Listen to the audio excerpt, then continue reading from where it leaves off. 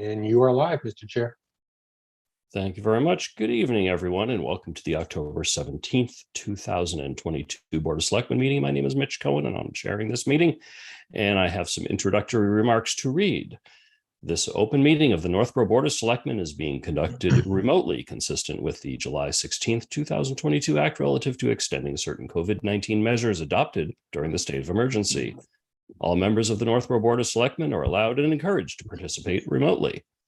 The order allows the Northborough Board of Selectmen to meet entirely remotely so long as reasonable public access is afforded so that the public can follow along with the deliberations of the meeting.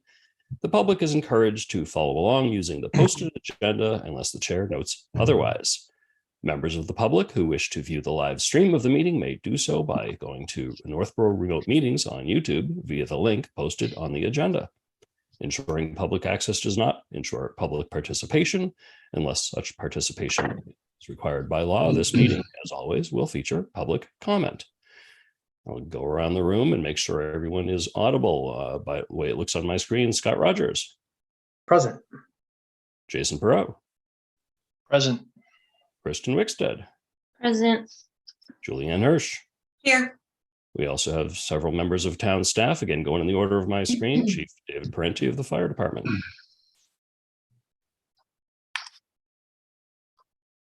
Oh, we were talking to him. I'm doing too many things at the same time. I'm trying to get people in a meeting and everything. Yes, I'm here. Thank you very much. Lieutenant Brian Griffin, pinch hitting for the police department. Present. Scott Charpentier from DPW. Present, Mr. Chair. John Kader, town administrator. Present. Jason Little, finance director. Present. Becca Meekins, welcome back as assistant town administrator. Present. Thank you. Sure. And we also have Northborough Cable dealing with that end of things. Thank you very much. Let's get started. First thing on our agenda, as always, is public comment. If there is anyone, attendees, we have one hand up already.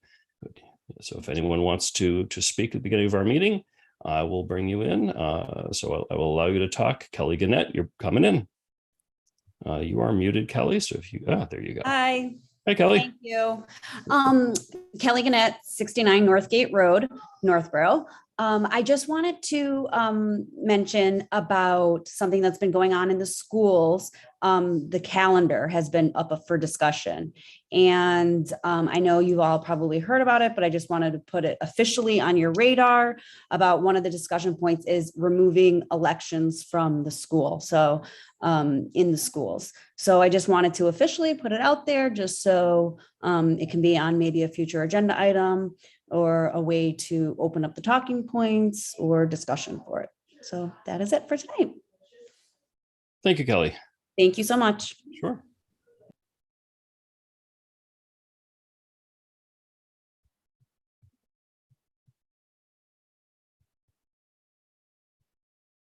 Okay, is there anyone else that wishes to speak from the public? I hear nobody, so let's get started. First thing is review and approval of the September 26, 2022 meeting minutes. Would anyone like to make a motion or say anything else to that effect? Yes, Mr. Chair, I move the board vote to approve the meeting minutes from September 26, 2022 as presented. Second. Okay, motion made by Scott, seconded by Julianne. Any other discussion? All those in favor, Scott Rogers. Aye. Jason Perot. Aye. Kristen Wickstead. Aye. Julianne Hirsch. Aye. And I also vote aye. Vote unanimous. Approved the meeting minutes. All right. Now, one of the big things for this evening, complete streets. John, do you want to kick this one off? Actually, if the chief would promote Lori Connors, our town planner, she's going to at least lead this initial discussion. We do also have Megan McDevitt from Woodward and Curran, who is our consultant on this. So if you would promote her as well, please. Absolutely. Both are in. There's Megan. And Lori, can you have your camera or your voice on, Lori? Let me turn my camera on. Can you hear me okay? We hear you and see you. Thank you for There you joining go. us. Great. All right. Tell us And about Complete if you could Streets. enable me to share my screen, I have a PowerPoint presentation I would like to share. As a panelist, you have the ability to do that. All righty. And I am going to start the slideshow, so just bear with me a moment. All right, thank you for joining us this evening for this public information and input session. This is the crucial second step in becoming a complete streets community, which will ultimately result in making the town eligible for up to $500,000 in grant funding to fund a whole host of accessibility improvements that will make Northborough more accessible for people of all ages and abilities, as well as the various modes of transportation. So I'm here this evening with DPW Director Scott Charpentier and Megan McDevitt from Woodard and Curran, who is our consultant on this project. So I'd just like to briefly go over what we're going to be discussing this evening. We are going to go over what exactly is a complete street. We're going to be discussing the Mass DOT Complete Streets program. We're going to review Northborough's Complete Streets policy, which was adopted by the town back in last January. We're going to be going over the survey results. This is for an online survey, which was launched in August of this year.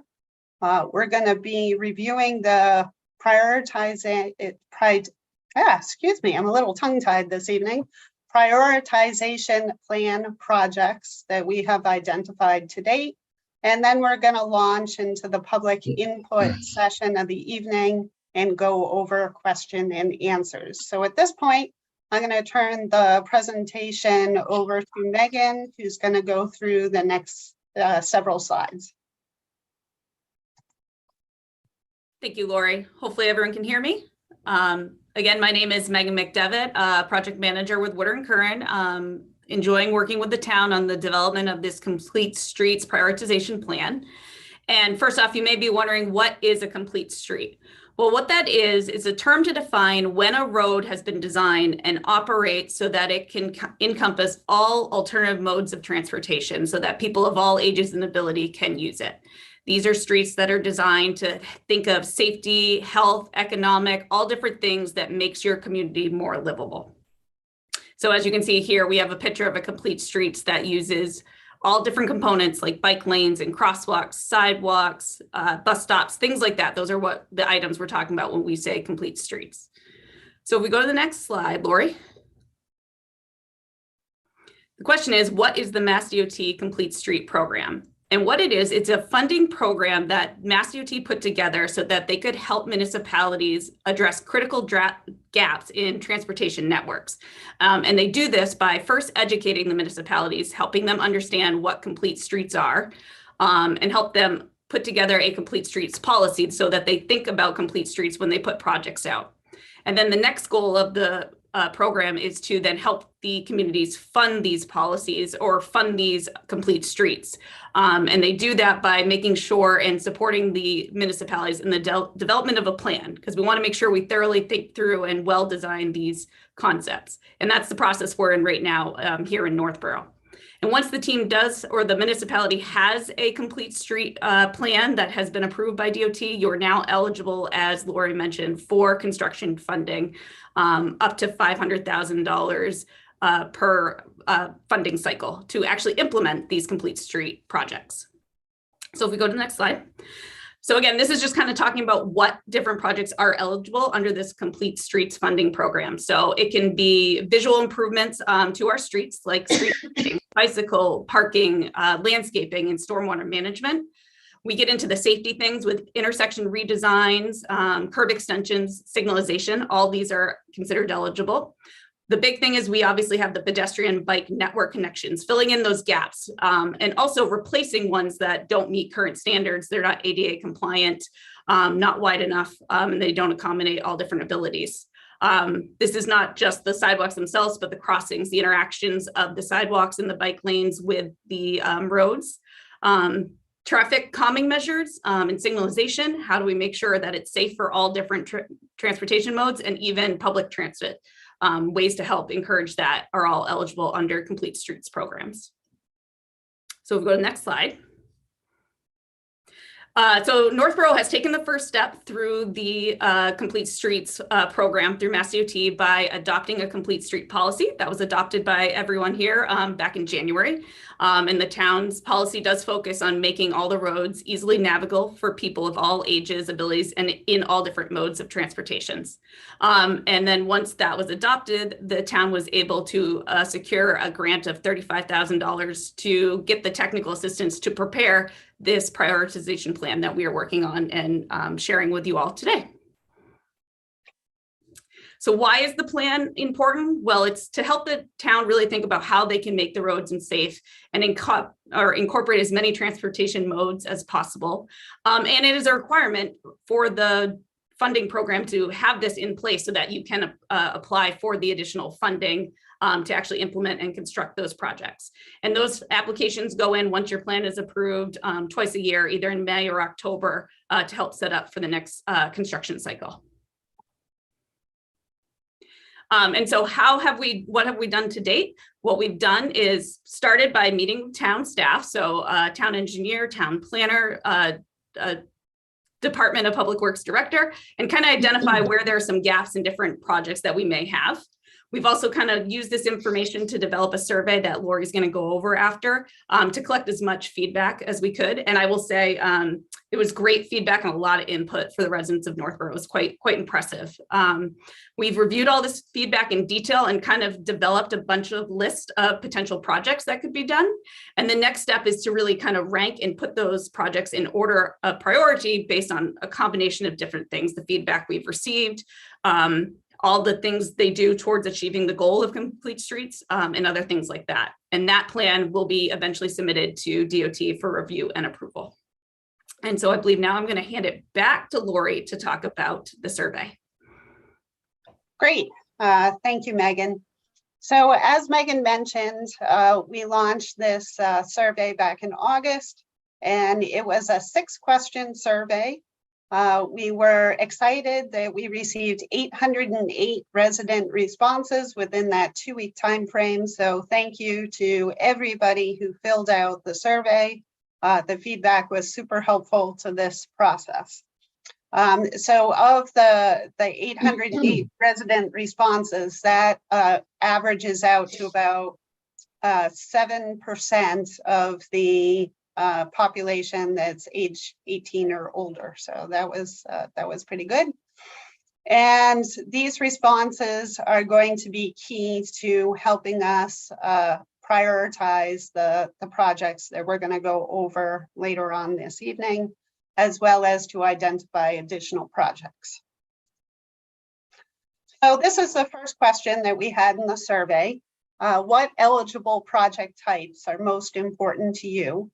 And the overwhelming response was making those network connections, both from a pedestrian and bicycle point of view. Second favorite answer was environment and streetscape improvements. So as Megan went over, those included streetlights and street trees, streetscape furniture, and the like.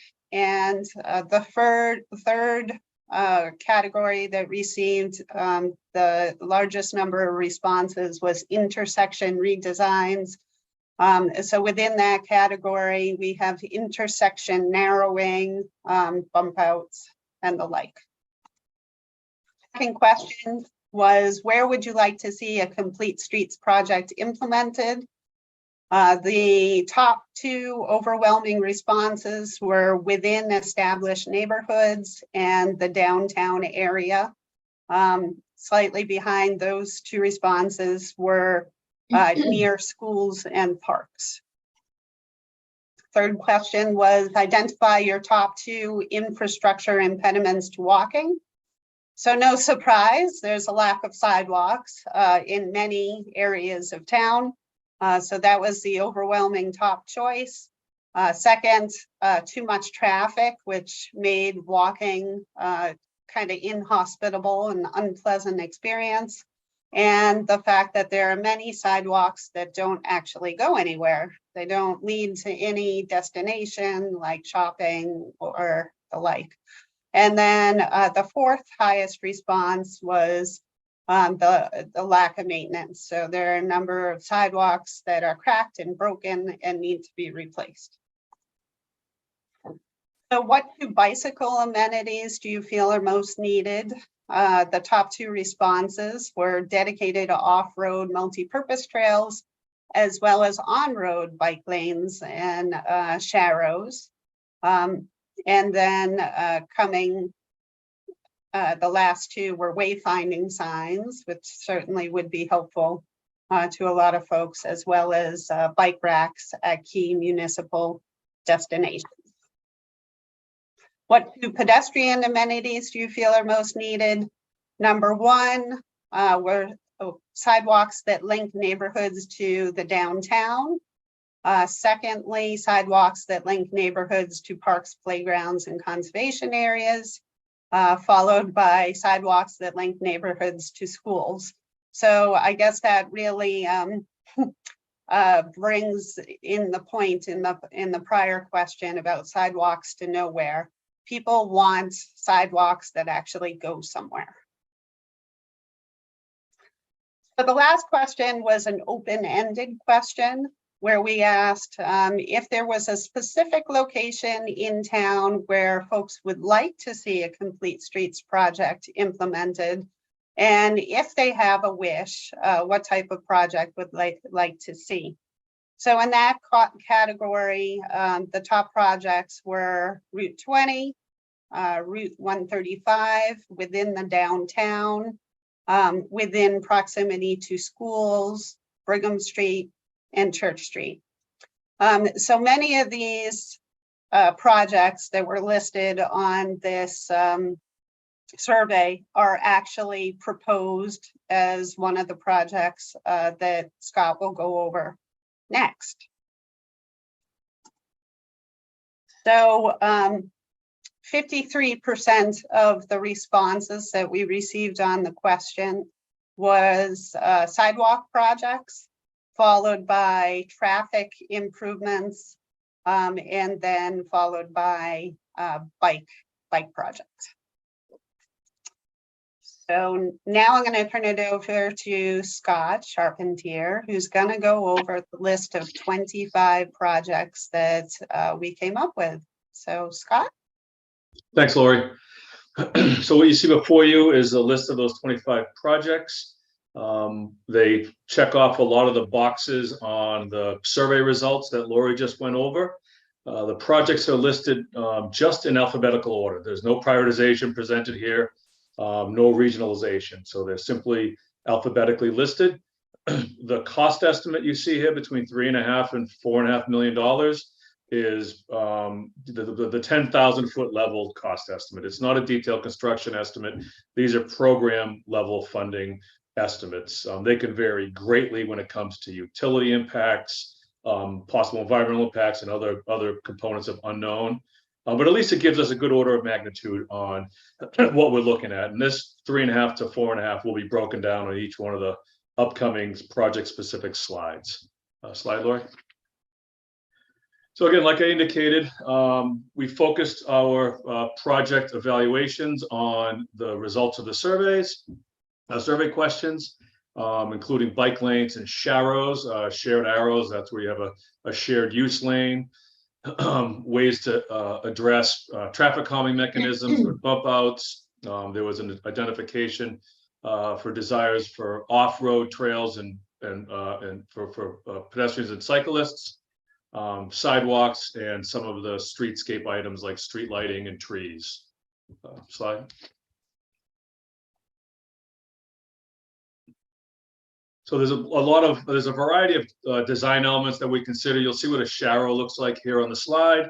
It is a bike lane that is shared with vehicles along somewhat of a narrower corridor. This is the type of implementation you would use on a road like 135. If you would have a dedicated bike lane, it would be require a bit more of a pavement width like you'd see on Barefoot or Bartlett Street. Everybody's familiar with the rectangular rapid flashing beacons. We've implemented a few of those in and around town at our crosswalks near our recreational facilities. Those were funded through a Mass DOT grant. Bump outs, you'll see in the lower right-hand corner. It's a traffic calming mechanism to narrow the intersections a bit. And it also provides often it provides a shorter pedestrian crossing path at the crosswalks. Slide. So this is our first project. We have a series of 25 project-specific slides. This one is a new sidewalk installation along Allen Street. We have a sidewalk on East Main and a sidewalk on Hudson. This would be a connectivity or a gap closure. Allen Street was repaved a few years ago. The repavement of Allen Street took into consideration this sidewalk. We also completed a survey for prospective easements along this corridor. When you install new sidewalks, it often requires easements and closed drainage.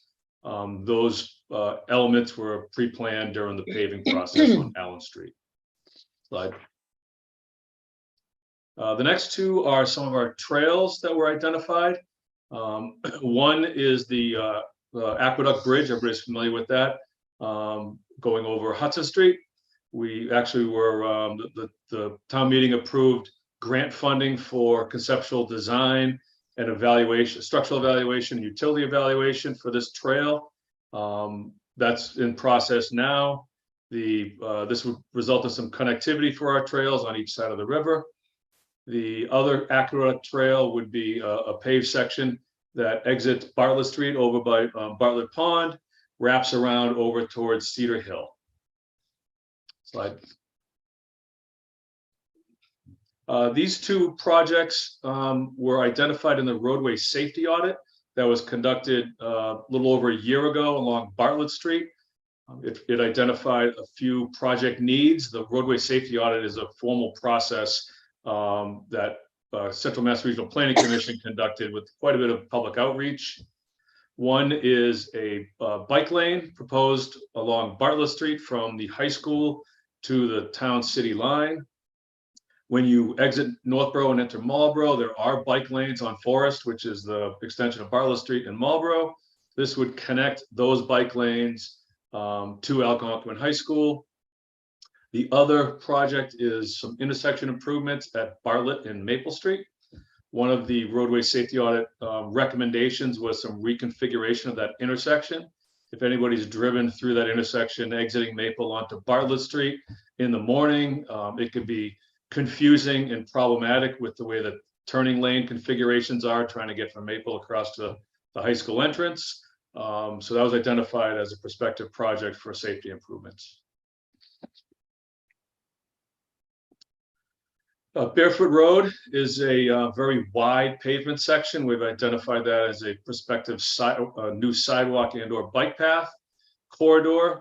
There are a lot of pedestrians that use that area. It would provide some connectivity as well between our senior center and along Barefoot Road with the businesses there, and then connectivity over to Solomon Pond Road. There are a lot of pedestrians that use that area, and a few of the properties are either have been recently redeveloped or are being redeveloped now. It is a very wide swath of pavement. Adding bike lanes and or sidewalks here would be a good traffic calming mechanism as well. Blake Street, excuse me, street lighting and streetscaping is the first of a handful of downtown projects that have been identified. Blake Street, when you pull onto Blake Street off of Route 20, it's sort of a sea of pavement when you get past the first parking area. Breaking up some of that expansive pavement with curbing, street trees, new sidewalks, and pedestrian and vehicle scale lighting, and some benches will add some inviting streetscape elements to that area. Chesterfield Road is a small project. That's Chesterfield at Northgate. There's a pedestrian crossing there that accesses the Proctor School. There's an easement, a walkway easement between two private properties that go to the school. It's used quite a bit by students accessing school, as well as the grounds there. General pedestrian improvements here could include rapid flashing beacons, bump outs, better pavement markings, accessible wheelchair ramps, and improvements to the walkway that actually runs along that easement. The Church Street sidewalk replacement, you'll see a series of projects that we've identified here.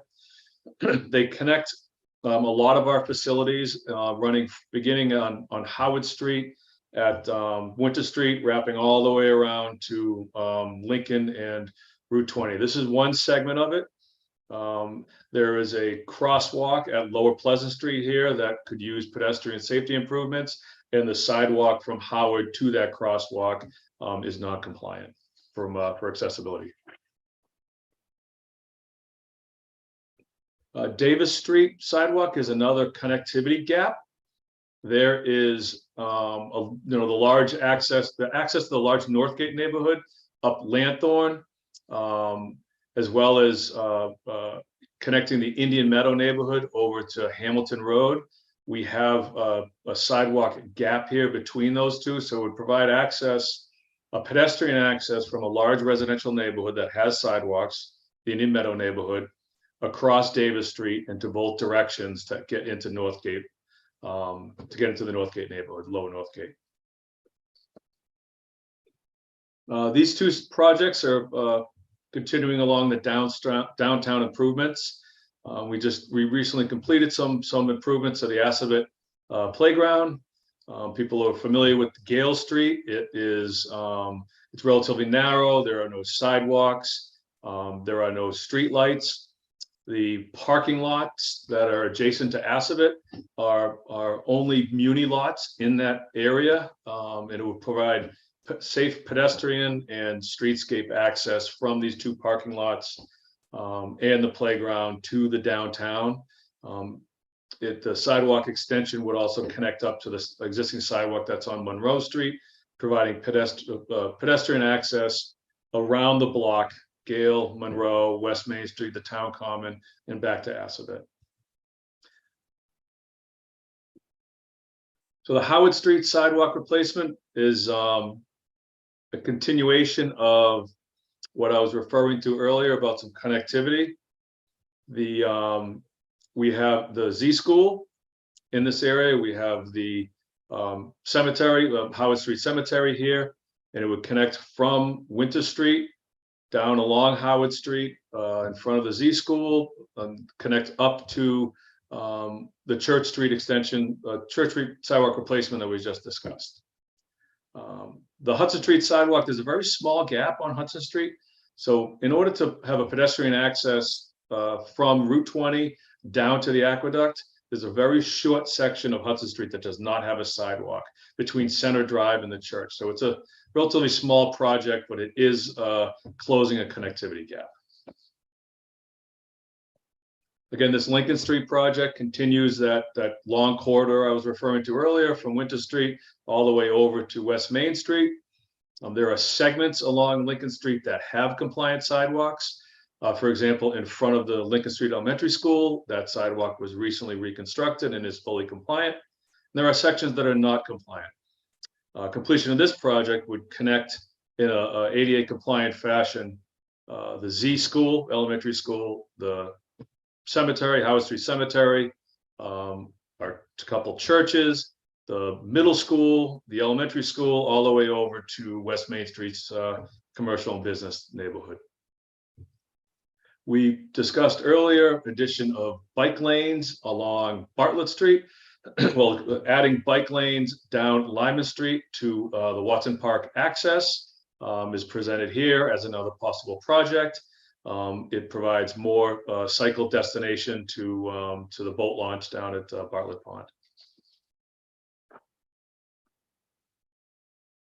So closing sidewalk gaps, we do have a sidewalk on Maple Street from Route 20 down to Ridge Road. It stops at Ridge Road. It passes the Peasley School. This has been identified as a sidewalk gap for both school access between Peasley and Bartlett Street. I'm sorry, Algonquin Regional High School on Bartlett Street. It'll also provide some pedestrian connectivity with the trails. There's a trail cross, the aqueduct for trail crossing is right around the middle here. So this is another sidewalk gap closure. These are two more of the downtown projects, paralleling what I discussed on Blake Street. There are some sidewalk gaps along Pierce Street and as well some non-accessible sidewalks along Pierce Street that would be replaced. And also the addition of some street lighting, both vehicle and pedestrian scale, to accent some of the streetscape improvements we talked about earlier on Blake. Pine Haven Drive is a large neighborhood, a large residential neighborhood that lies between Lincoln Street near the elementary school and the West Main Street commercial area. Often with these larger residential neighborhoods, portal sidewalks are implemented so that the smaller roadways can pour off into the portal roadways and have safe pedestrian access from the larger residential neighborhood to the destinations. In this case, the destinations are the elementary school as well as the businesses on West Main Street. The Pleasant Street sidewalk remove and replacement you see here is again another part of that connectivity from Winter to West Main. This is the section from Lower Pleasant where it meets Church Street up to Lincoln Street. The sidewalk is low, it's narrow, and it's non-compliant, and the crosswalks as well are not compliant with ADA standards. This is another connectivity sidewalk project. We have obviously sidewalks on Route 20 on Main Street, and I discussed earlier the continuous sidewalks we have on Hudson Street. This is a gap, so to speak, that we don't have sidewalks on to allow more pedestrian circulation in and around the downtown. So pedestrians can access the aqueduct, maybe not come back in the same direction, get up back onto Route 20.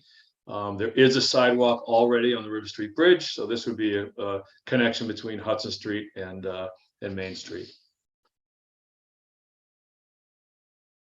We discussed earlier about what sharrows are and the desire in the community to have more on-road bicycle paths and access. So South Street, Route 135 from the intersection of West Main Street and Main Street down to Ellsworth McAfee Park. The addition of bike lanes or sharrows on each side of the roadway to allow vehicle and cycle accommodations.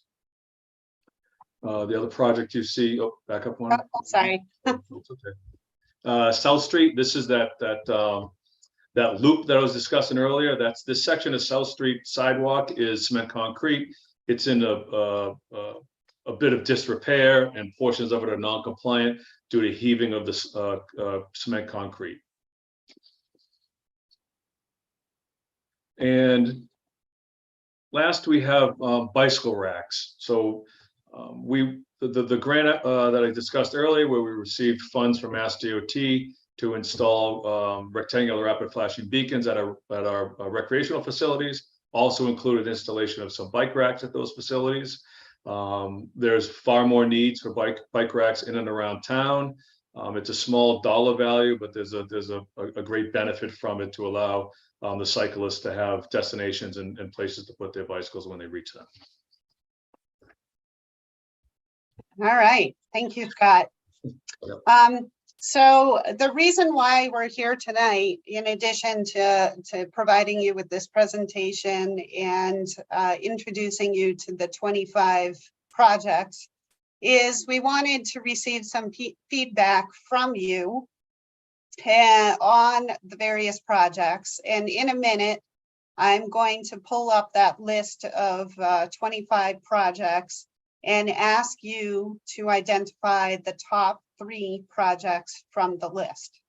We're also interested in hearing from you if you think that there is a project that's missing that should be included.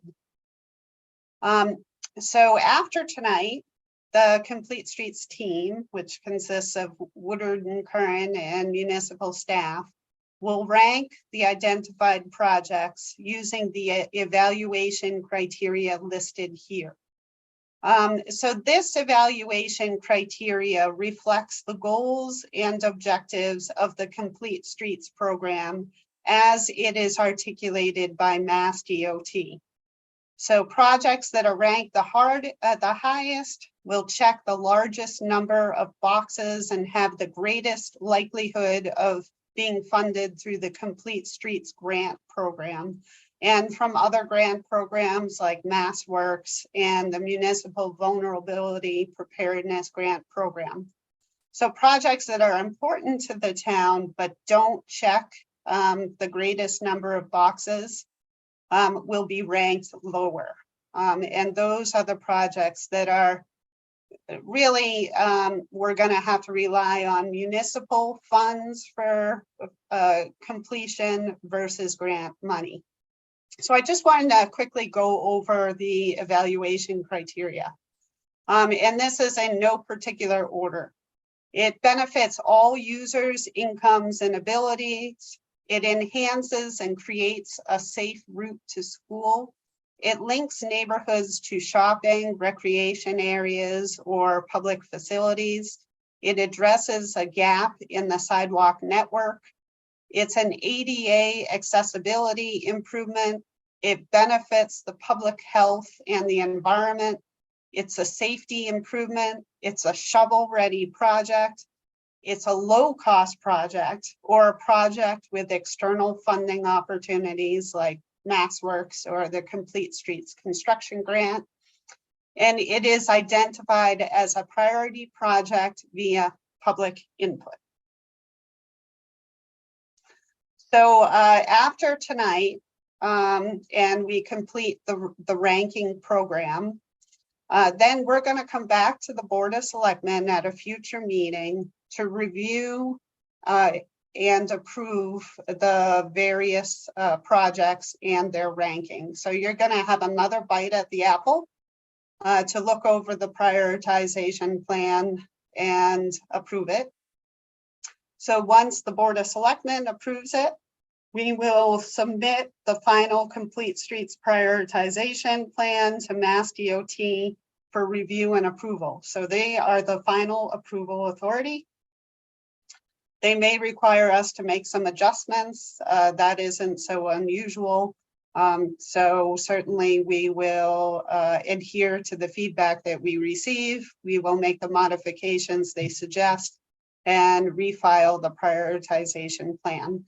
So once that plan is approved by Mass DOT, then the town is eligible to submit projects for funding.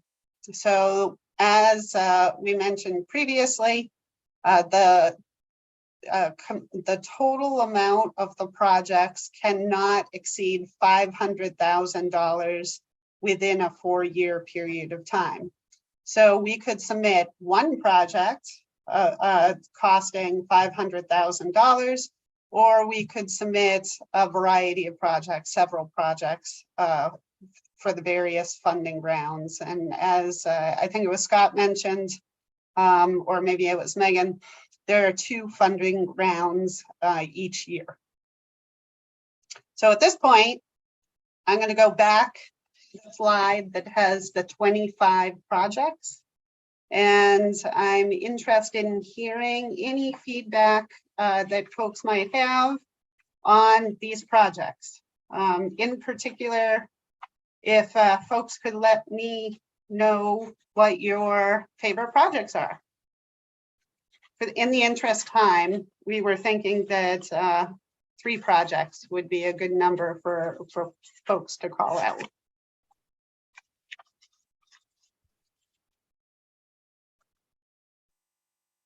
Lori, could I ask a couple of questions? Of course.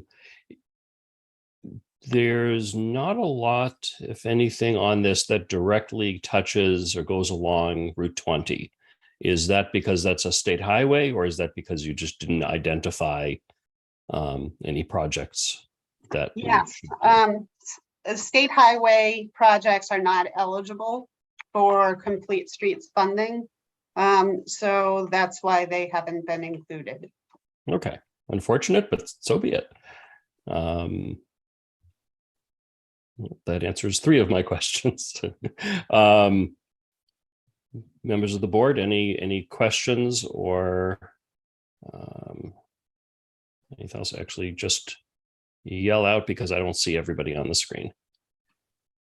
Mitch, Mr. Chair, Yes, Jason. Jason Perot.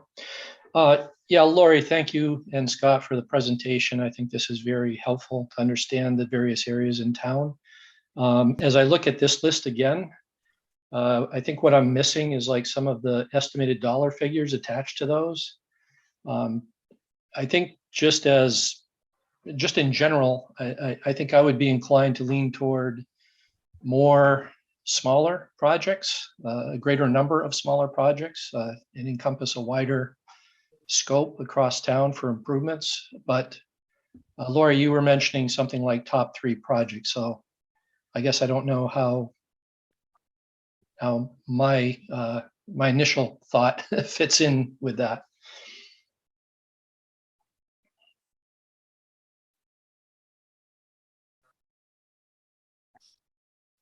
So one of the things that, I'm sorry. Oh, go ahead, Scott. Through this, I'm sorry, Kristen, through the chair, Jason. While identifying 3 projects that are viable from a cost perspective is important, there are other funding mechanisms that could be married up with Complete Streets. If you recall, one of the criteria was other fundings as one of the boxes to check. So if there was a project that you liked, for example, Maple Street sidewalk, we all know that's going to be a challenge. If that's ranked high and everybody's interested in it, there's other mechanisms for funding things like that. So it's important for us and DOT to understand that even though it's a costly project, if it's important, it's important. Yeah, that Thank kind you, of Scott. speaks to what I was going to bring up, that there are a lot of really great ideas on this list, and a lot of them address some of the safety issues that we've been hearing about. I know Allen Street in particular is a terrifying place to walk. I've heard a lot of people say that, and as a driver sometimes down that street, it's definitely a safety issue. It's super important. Maple Street is similar in that it connects, to places where there is a sidewalk to nowhere. So I don't know how involved that would be, but it also would connect a lot of neighborhoods to a school, with an elementary school, and it would connect other neighborhoods to the high school. A lot of high school kids walk down that street every day, going home down Maple Street. So, those are big safety issues. But it seems to me, I was just driving down Hudson Street the other day, and I thought, like, oh, that's right, there's that one little section of Hudson Street that doesn't have a sidewalk, because I walked it in the spring one day, and it doesn't seem like, and I have no idea how involved that one is, but it doesn't seem that long. And it was just like, oh, if we could just fill that in, So, and then the Gale Street, it sounds like you have a lot of ideas for that whole loop, the lighting and the sidewalk, and then the sidewalk on South Street as well. And that might make a good loop, and it would include the town commons. So there's so many really good ideas. But yeah, I think if when we're discussing it, either this time or next time or whenever it makes the most sense, if you all could clue us in on which projects there is other funding for, that might help, right? Anyway, thanks. Okay, any other members of the board have? I have a question. Julie Julianne. Hirsch has a question. Okay, so one quick one and one longer one. There were no concerns about Brigham Street? Because I hear a lot of complaints about Brigham Street and it being difficult to walk.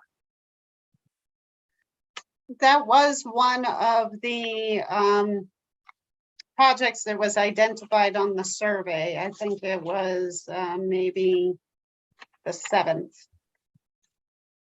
Okay, so it didn't quite make the cut of 25?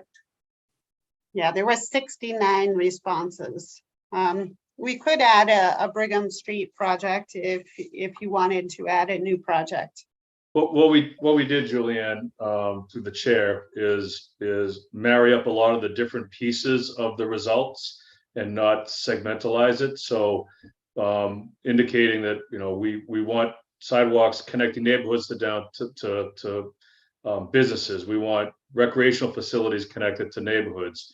We want schools connected. And when you go down Brigham Street, it's a wonderful street. It's a beautiful tree-lined street, but it's a long, narrow street with not a lot of large neighborhoods immediately off of it on the business side of Brigham Street, meaning the Route 20 side. The larger neighborhoods are over on the South Street side, where Milk Porridge is and Sunset, kind of between School and Brigham, as opposed to Collins and Brigham, where there's only one neighborhood off that fairway, really, in Leland. So okay, and my second question is, and this would go to Lori, I guess, are any of these going to be addressed with the downtown revitalization plan that you might comment on as it might be better to just hold off a little bit? Like I'm thinking Blake Street. What? So it's really important in order to secure funding for downtown revitalization that downtown projects receive high priority on the prioritization list. So what I envision is that Complete Streets program will be a source of funding for downtown revitalization. I also anticipate that we will go after some other funding sources, possibly the MassWorks program, possibly the MVP, the Municipal Vulnerability Preparedness Program. We may go after multiple grants for a single project, a single downtown project. So I anticipate that downtown revitalization will be a multi-year, multi-phase project, and it'll be a very, very expensive project. So that's part of the consideration. One of the great things about downtown revitalization is that a single project can knock off many of those evaluation criteria. So of course you have access to stores, you have access to neighborhoods, you have access to low-income housing, of course, municipal services, the disabled folks. So absolutely, downtown projects should be on the list, and ideally I'd like to see them highly ranked. And I do anticipate Complete Streets grants being part of the funding mechanism. So, but now I'm thinking about, say, for example, Blake Street. We don't know what's happening with 4 West Main Street, which is right next to it, right? And it just seems like we might make Blake Street beautiful and then not, and then it doesn't work with whatever the plan is for 4 West Main. You know, it's really important to think of the public realm improvements as a catalyst for change. So a lot of times what happens is the private sector that own the parcels, possibly along Blake Street or Pierce Street, they'll get excited because they see that something's happening. They're seeing that the town cares about this particular area and is willing to invest a huge amount of money in making it look better. So if you think about the streetscape improvements in downtown Worcester, that's a perfect example. So the streetscape improvements came first, and then the private investment came after that. So I suspect that the same thing could happen here. So of course the town can't control the private properties. Those are private properties that the property owners will do with as they please. So what do we have control over? We have control over the public realm. So why not start there? That's a great explanation. Thank you. Welcome. Any other members of the board? Again, I can't see everybody's screen, so just yell out, please. I do see a couple of hands raised in the audience. We'll definitely get to those in a minute or two. Can I, Mitch, Kristen, can I of course. say one more Absolutely. thing? So, or it's sort of a question. So my Hudson Street idea, finishing off that sidewalk, would that be considered a downtown related project because it would connect to downtown, or is it too far away from downtown? Absolutely, I would consider it a downtown project. Okay, thanks. One question, oh, I'm sorry, Jason, did you have something? No, why don't you go ahead, Mitch? I'll follow up after. All right, thank you. The Aqueduct Trail that was mentioned, is that the same item as what I hear as the Bewalt Trail that other towns are doing, that people are on I think either side of Northborough, with the idea of connecting a bike trail or a multi-use trail through Northborough to other towns? Yes, there is an initiative to connect the entire aqueduct as it goes through several communities. So one of the interesting things is we could actually pursue a Mass Trails grant. And if you are doing a project that benefits multiple communities as a regional scale project, then you're eligible to apply for up to $400,000 in grant funds. So that's another example of a project that may not be a great complete streets project because of course there's only $500,000 in funding. But it's a great project to rank high on our prioritization plan because absolutely there is interest in pursuing grant funding through the Mass Trails grant. Great. Are you interested in getting the top three from the board right now, where we could go around? I am interested in hearing, yeah, I mean, just people can shout out, whoever is interested, who wants to share an opinion about what their top projects are. We're happy to collect that information. And of course, I just wanted to state once again that there are a number of prioritization criteria, and the public outreach component is one of those prioritization criteria, but we're not going to be ranking projects simply on you know, what people shout out this evening, but it will be one of the factors that we consider. Thank you. Jason, you had something before I spoke up. Yes, Mr. Chair, to respond to Lori's invitation, I think as I look at this, I mean, obviously there are many good projects here, but if I have to try to settle on some high level criteria to narrow down the choices, I think my criteria would be something in the vicinity of downtown, such as the Gale Street and perhaps the related South Street sidewalk areas, to kind of knit that together and to provide some access to like Aspet Playground and the town common. And then, you know, without expressing a particular preference, probably some of the sidewalk work in the vicinity of the schools would be my next choice. Thank you. Thank you, Jason. Sure, I actually have a quick question regarding sidewalks in schools, and it's a question I don't think there's anyone here that knows the answer to, but perhaps the answer might help rank these later, is whether if we add sidewalks near schools to connect more neighborhoods, whether the school department and school committees would then be interested in having more walkers to school, less buses, and lower operational costs on that end. And that's, again, something that there's no one here equipped to know the answer Well, to that. Through the chair, if I may, we have sure. to run, we've got to run the buses, whether or not there's 2 kids on it or 30 kids on it. So it won't have an operational reduction in terms of busing.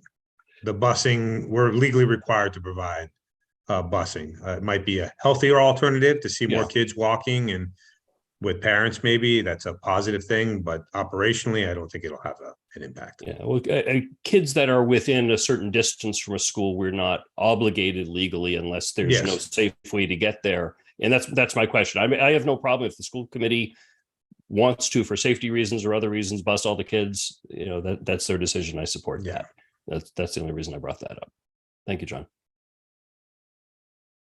Can I ask one more question? Of course. Does anyone have data on how, and you, I can't imagine that you would, but maybe there is, on numbers of walkers on any of these proposals?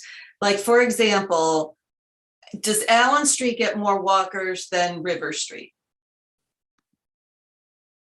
Are you asking from a school perspective? No, or- just general, you know, how do we see more walkers on Allen Street? And I'm just picking those randomly.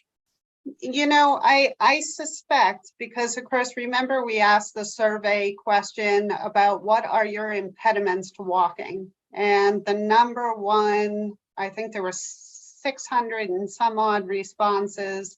They said the number one impediment to walking is the lack of sidewalks. So I suspect that people are not walking on these streets that don't have sidewalks because they don't feel comfortable doing so. And there could be a variety of reasons for that. You know, maybe the traffic goes too fast. That was a response that several people checked off on. You know, maybe it's just, you know, not an attractive walk, or maybe it's because it's not going anywhere.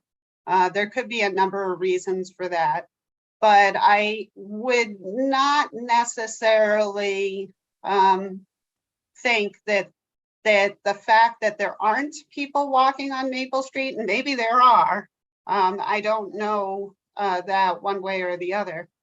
But just because there aren't people walking there doesn't mean that there isn't the interest in walking there. Okay, thank you. Would anyone else like to give a top 3 in some form? I'm sure, Lori, you'd be happy to take them after the meeting if members want to think about it a little bit more. Absolutely. People can certainly email me. You know, people who are watching this evening or want to watch on the playback and want to chime in, I'd be happy to collect your responses. I'll give my top 3, which are a little bit combined in some ways. So for the downtown area, the Blake Street and Pierce Street, they're so interconnected that I almost would consider them one project. You know, implementation probably shouldn't happen until we give some more thought to downtown, but starting to get those on the list is important. There's so much opportunity there, both the downtown study, what becomes of the current fire station after we move down to West Main Street, et cetera. We have tremendous opportunity to do a lot of good there. And my biggest pet peeve on your list is the little gap on Hudson Street right near Trinity Church. I have walked that little gap along the tiny little, you wouldn't even call it a breakdown lane, that 2-foot wide gap between the white line and the berm many times. I'd love to see a sidewalk in there. So that would be number 1 for me. Next would be South Street with the shared arrows, the bike lane that would get you all the way from downtown towards Ellsworth McAfee. And I would, again, combine, just due to proximity, the sidewalk, a little stretch of sidewalk that needs to be rebuilt near downtown on South Street. And number 3 to me would be that Aqueduct Trail. And I love the idea of what you mentioned of get it on the priority list, but seek separate grant funding. So we're not eating into the Complete Streets grant funding with this. But I could easily be convinced all of these are important. There's nothing that I'm looking at here that say I really don't want to do it. It's hard to look at a big list of 20 or 25 items and really prioritize them. But that's what I've got. Thank you. Then it makes sense for me to go next, Mitch, because my thinking was along the same lines, is that I found myself wanting to combine Blake and Pierce to get that bit. Similarly, the Hudson Street gap, needs to be closed. And then I also looking for the shared arrows along South Street. And if that can be combined with that bit of the sidewalk on South Street to improve the access to Aspet, I was thinking along exactly the same lines. Thank you. All right. We've got a long list of members of the public that want to chime in. Anybody else want to speak up before I start letting folks in? Okay. I'll ask members of the audience to keep your comments reasonably brief and let us know of your top priorities or any critical questions that you've got. First, who raised the hand? Amy Paretsky. Amy, letting you talk now. Oh, sure. Thanks. This is a great presentation. It's a lot of great projects. It's kind of like a birthday wish where you could have everything on that list. If you could, you'd want them all.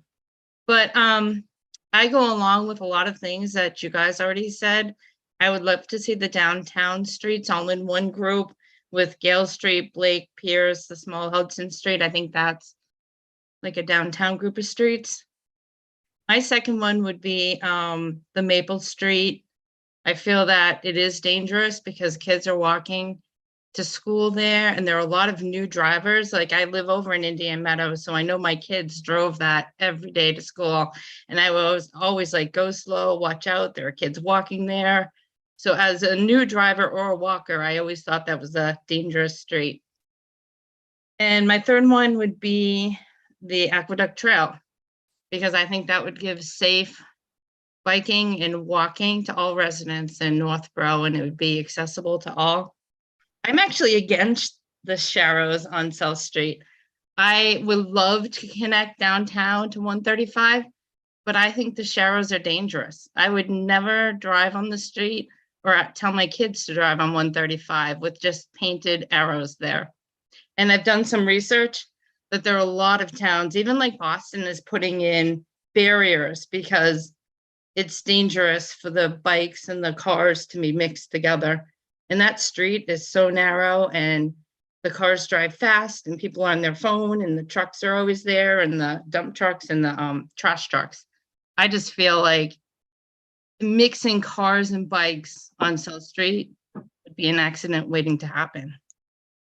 But thanks. Thank you. Thank you, Amy. Next on the list, Chris. I'm going to mess up your name again, Dieselitis. Close enough, Diachetis. Thank you. This was a really interesting presentation, very well put together. One question I did have, was there any consideration given to the intersection of Hudson and Allen, right when you come around like the Aqueduct Bridge there? It's kind of, a lot of drivers come fast around that corner, and there's very minimal sight distance as you come under the bridge, which is obviously historic. So it kind of throws a wrench into that as well. So it just makes it a little difficult, a little scary to cross, especially when you're going to walk along the aqueduct. And I'd assume with the Aqueduct Trail, if that ever went into place, it definitely would see a lot more walkers down Allen Street, across that intersection and onto the new trail. So I just kind of wanted to get an idea if anything was considered about that. Thank you. Thank you, Chris. I'm gonna toss that over to Scott. Scott, do you have any comments about that intersection? Yeah, that is a challenging corridor, as everybody knows. The sidewalk meanders to the adjacent structural bay from the roadway bay. The sidewalk on Allen Street will allow that connectivity that we described. The aqueduct trail, on the other hand, will circumvent that whole area in that it picks up on Rice Ave, goes across the aqueduct over toward East Main Street, then across East Main Street and along down the aqueduct. So if both those projects were to go forward, the Allen Street sidewalk and the aqueduct trail, the aqueduct trail would pull people off of Allen Street sidewalk in that they would have a more scenic route from Rice Ave to East Main Street. In that if you walk down Rice Ave, you pop across the aqueduct trail, you run over to the Memorial and Casey Field. So if both projects went forward, we would actually kind of subdivide out the pedestrians through that area. Thank you, Scott. Next up, we have Kelly Gannett. Kelly. Thank you.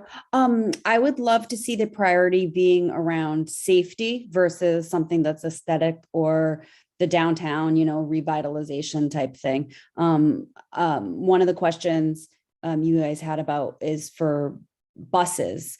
And although John is correct, it wouldn't necessarily cut down the operational budgets. One thing it would do is potentially consolidate bus stops. So it would be shorter bus stop routes. I know there are Davis Street, particularly, I know firsthand that there are stops that have to be created because the kids aren't supposed to be crossing the main road and they can't walk down that side of the street because there's no sidewalk. So they have to add stops in front of people's houses on that street. So things like that might actually do help the buses in that sense.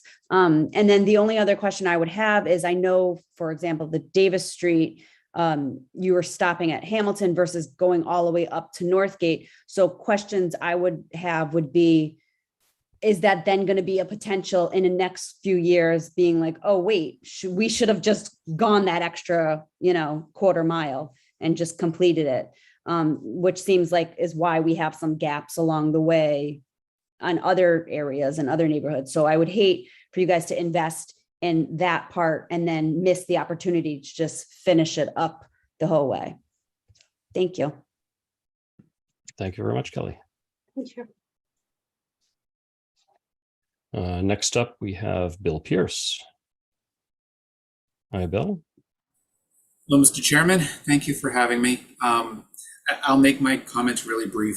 I know myself and the DPW head have swapped emails about Whitney Street. To match what Kelly just said, as well as Mitch, what you mentioned earlier, at the beginning of this year, my children were actually originally set to get off a bus stop on Stone, which is behind my house.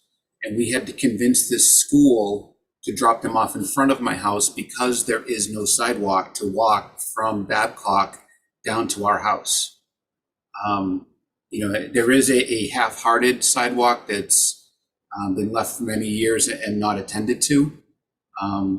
But I would also say on Whitney Street, if you go, and I'm curious why this wasn't on the list, about maybe a couple lots down from Washburn, the sidewalk ends, and that turn on Washburn is a blind corner that people are taking at 35 miles an hour without a lot of room. The sidewalk does not pick up again until just before Treetop. So I would think that's a pretty large gap with a safety issue there. Where you don't have any room on Whitney, and I see lots of people walking their dogs every morning down that road. So I'd be curious why that wasn't on the list. Thank you. Thank you very much, Bill. Just on that note, I guess a suggestion to the DPW, and we don't have to talk about it now, but Bill brought it up. There are some areas in town, such as the area where Bill is, that were essentially abandoned sidewalks that were put in at a time, I think, before the town was getting proper easements and things like that. So the town has abandoned them. I think the town should decide one way or another how to deal with those rather than let them fall apart.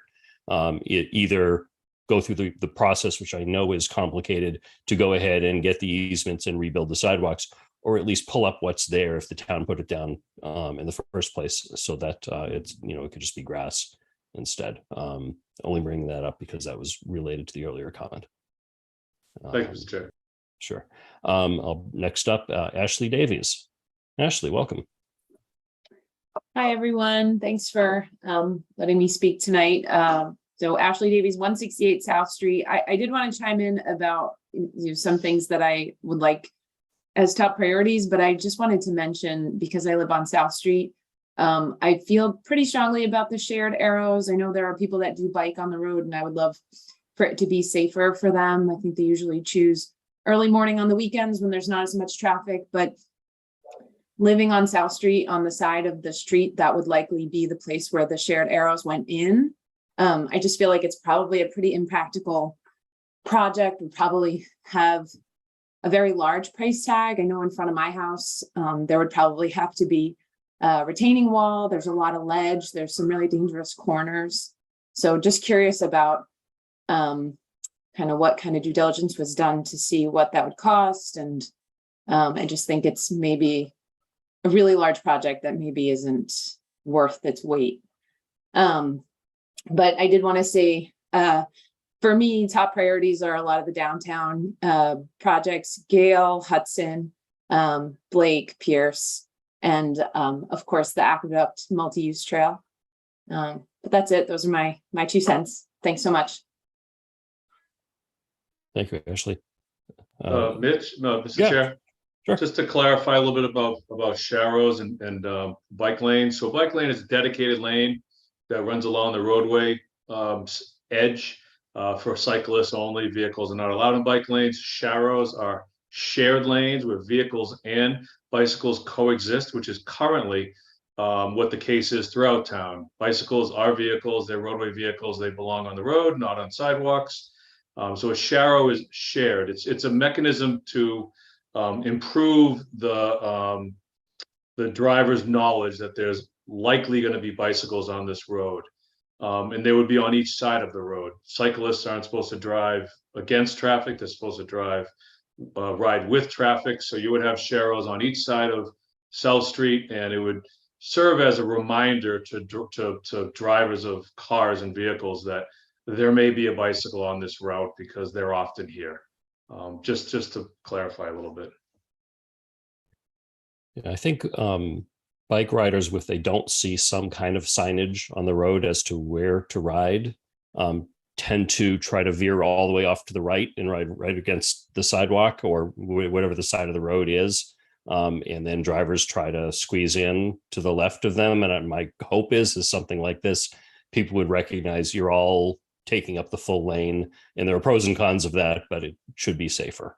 Is that how you think it might go? That's correct, Mr. Chair. Yeah, great. Thank you, Scott. Excuse me, Mr. Chair. Sure, of course.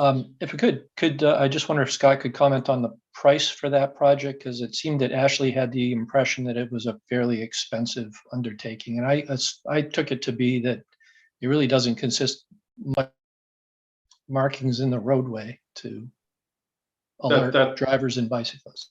Through the chair, Jason's correct. It's primarily pavement markings. There are often portal improvements. So if you would have in this case we don't, but if you would have bump outs at a destination for a cyclist, you'd likely remove that bump out so the cyclist isn't forced further toward the double yellow center line. But there is no roadway widening, no box widening when it comes to a sharrow project. It's primarily pavement markings and driver awareness improvements.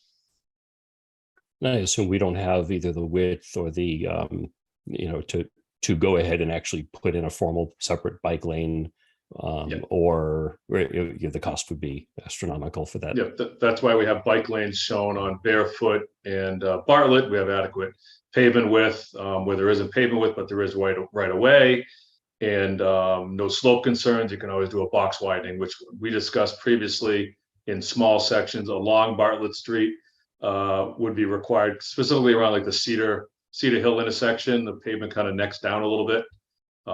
So that's a small box widening, but the grades there are accommodated.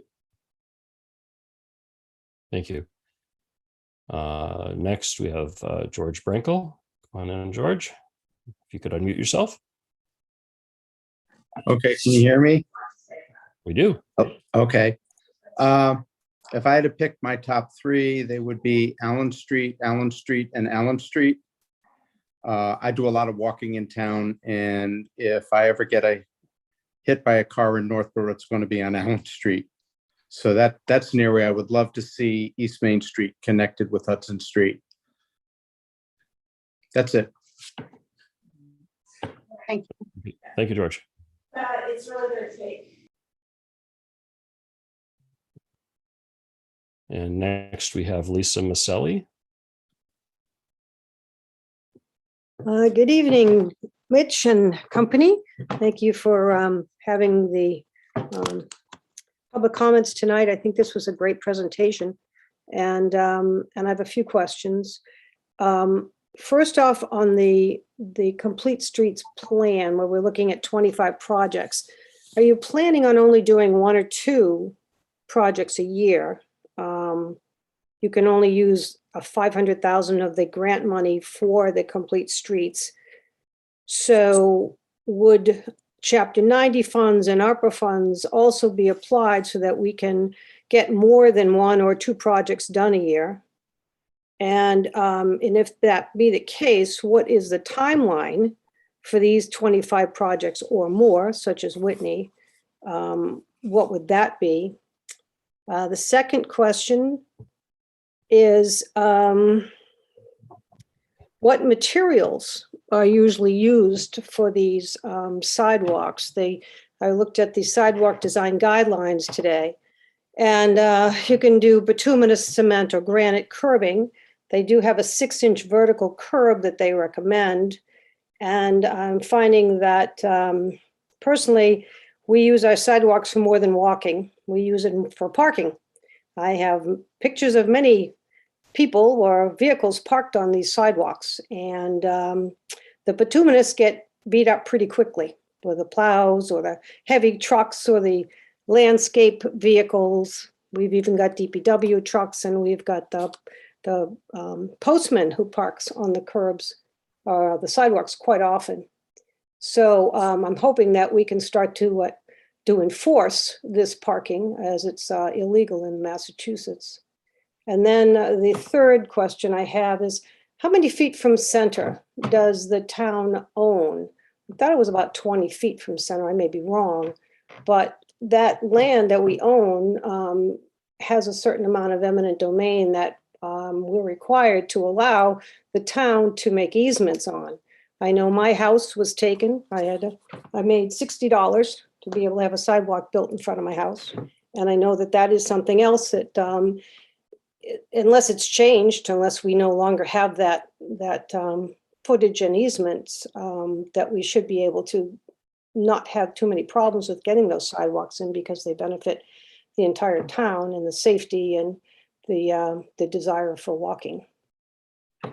All right, first question. Number of projects that we anticipate doing each year will depend on funding that is available, as well as the cost of particular projects.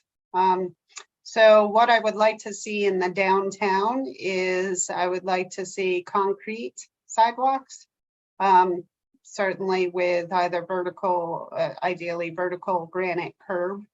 But in a suburban design, you typically see bituminous sidewalks. And the reason for that is bituminous sidewalks are a lot cheaper.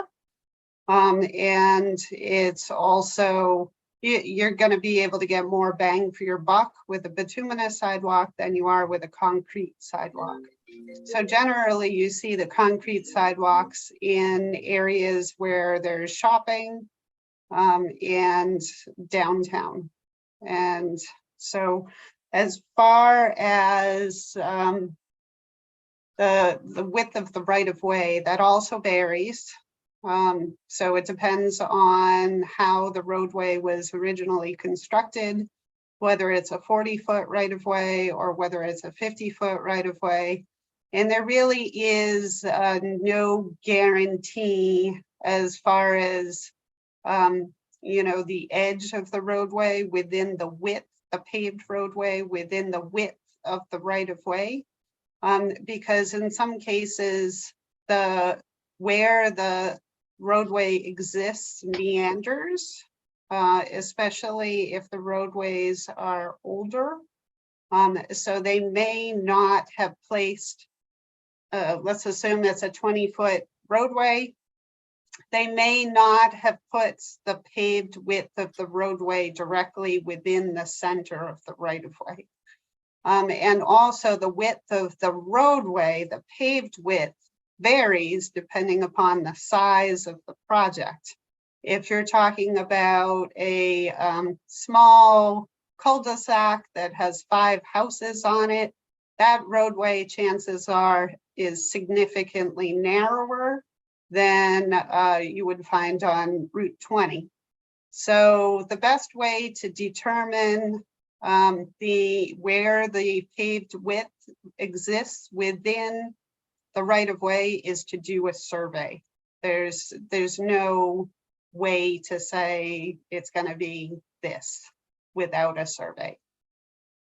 And did I miss a question? I think you've got it, Lori. Okay. Thank you very much for answering those. Yeah, and just, you know, on the timing, you know, I think we'd love to do most or all of these. We're going to do them bit by bit, and it's impossible to predict how long it would take and what the sources of funding are. Next, Evan Warona, I'm going to bring you in. Hi, guys. Thanks so much for putting this together this evening. This is an awesome presentation. For our top 3, I would say definitely Maple Street would be number 1. We also recognize that Allen Street is a nightmare. And also the downtown area also needs to be addressed. I have a question just regarding what like the overall priority is going to be on these issues. Are they going to be by like safety hazards versus nice to haves, want to haves, need to haves? I'm just curious as what the board's priority, how that lies. Thank you. The priorities really are articulated by the Complete Streets program. So like I said, they like projects that benefit all users, incomes, and abilities. So in this case, projects that would improve access to housing authority properties or low-income properties, to those who, you know, if you had senior housing, that would be an example. Projects that enhance, create a safe route to school, links neighborhoods to shopping and recreation, addresses gaps, ADA accessibility improvements, benefits public health and the environment. So these are things that the Complete Streets program has already told us. These are the types of projects that they will fund. So the projects that are top on the list are going to be the ones that check the most boxes. And that's for this particular grant process to get as much of the $500,000 that we can get. And that doesn't mean it's necessarily the most important for the town. For example, I think a lot of us would probably want to do some things along Route 20. We can't with this grant program. That's going to be a different path. So those aren't eligible, et cetera. Correct. There may be projects that are on the capital improvement plans that are very important projects, but they may be ranked high on that list, but low on this list because they simply don't qualify for grant funding. Thank you, Laurie. That exhausts the members of the public that have raised their hands. If there are other members of the board or staff members that want to ask anything additional, say anything additional. Mitch, if I may, John. Oh, hi. Hi. I don't have trouble seeing everybody on the screen. Just a little bit of context here. These are great planning tools, and whenever you develop a wish list of any kind, it's always going to exceed, available resources. The nice thing about this is it helps us identify priority projects, and when possible, we can match them up with grant funding. But just in terms of context, a couple of points to make. Those of you who've been on the board or served on a board or committee for many years in this town, you know that one of our top, if not our top legislative priority for the last probably 7 or 8 years has been an increase at the state level for Chapter 90 funding. The town of Northborough only gets a little over $500,000, about $550,000 a year from the state for roadway improvements. Now, to that, we have about another $300,000 in the operating budget, and then we put another $300,000 in typically use of free cash. So in total, for roadway work and sidewalk work right now, the town budgets on an annual basis $1.1 million. We know that number probably needs to be increased by about another $1 million a year. So it's always a struggle to maintain what you have and then build and enhance where you would like to. But just again, in terms of context, we've recently completed a sidewalk master plan analysis, which just like we did for our roadways about 6 or 7 years ago, is an assessment of every single existing sidewalk in town. And we know that sitting here today, we have about $1.5 million in road and sidewalk work from existing sidewalks that need to be fixed and repaired. Now, Northborough isn't like we're in better shape than most. We know that our overall pavement condition index is about a 71 out of 100.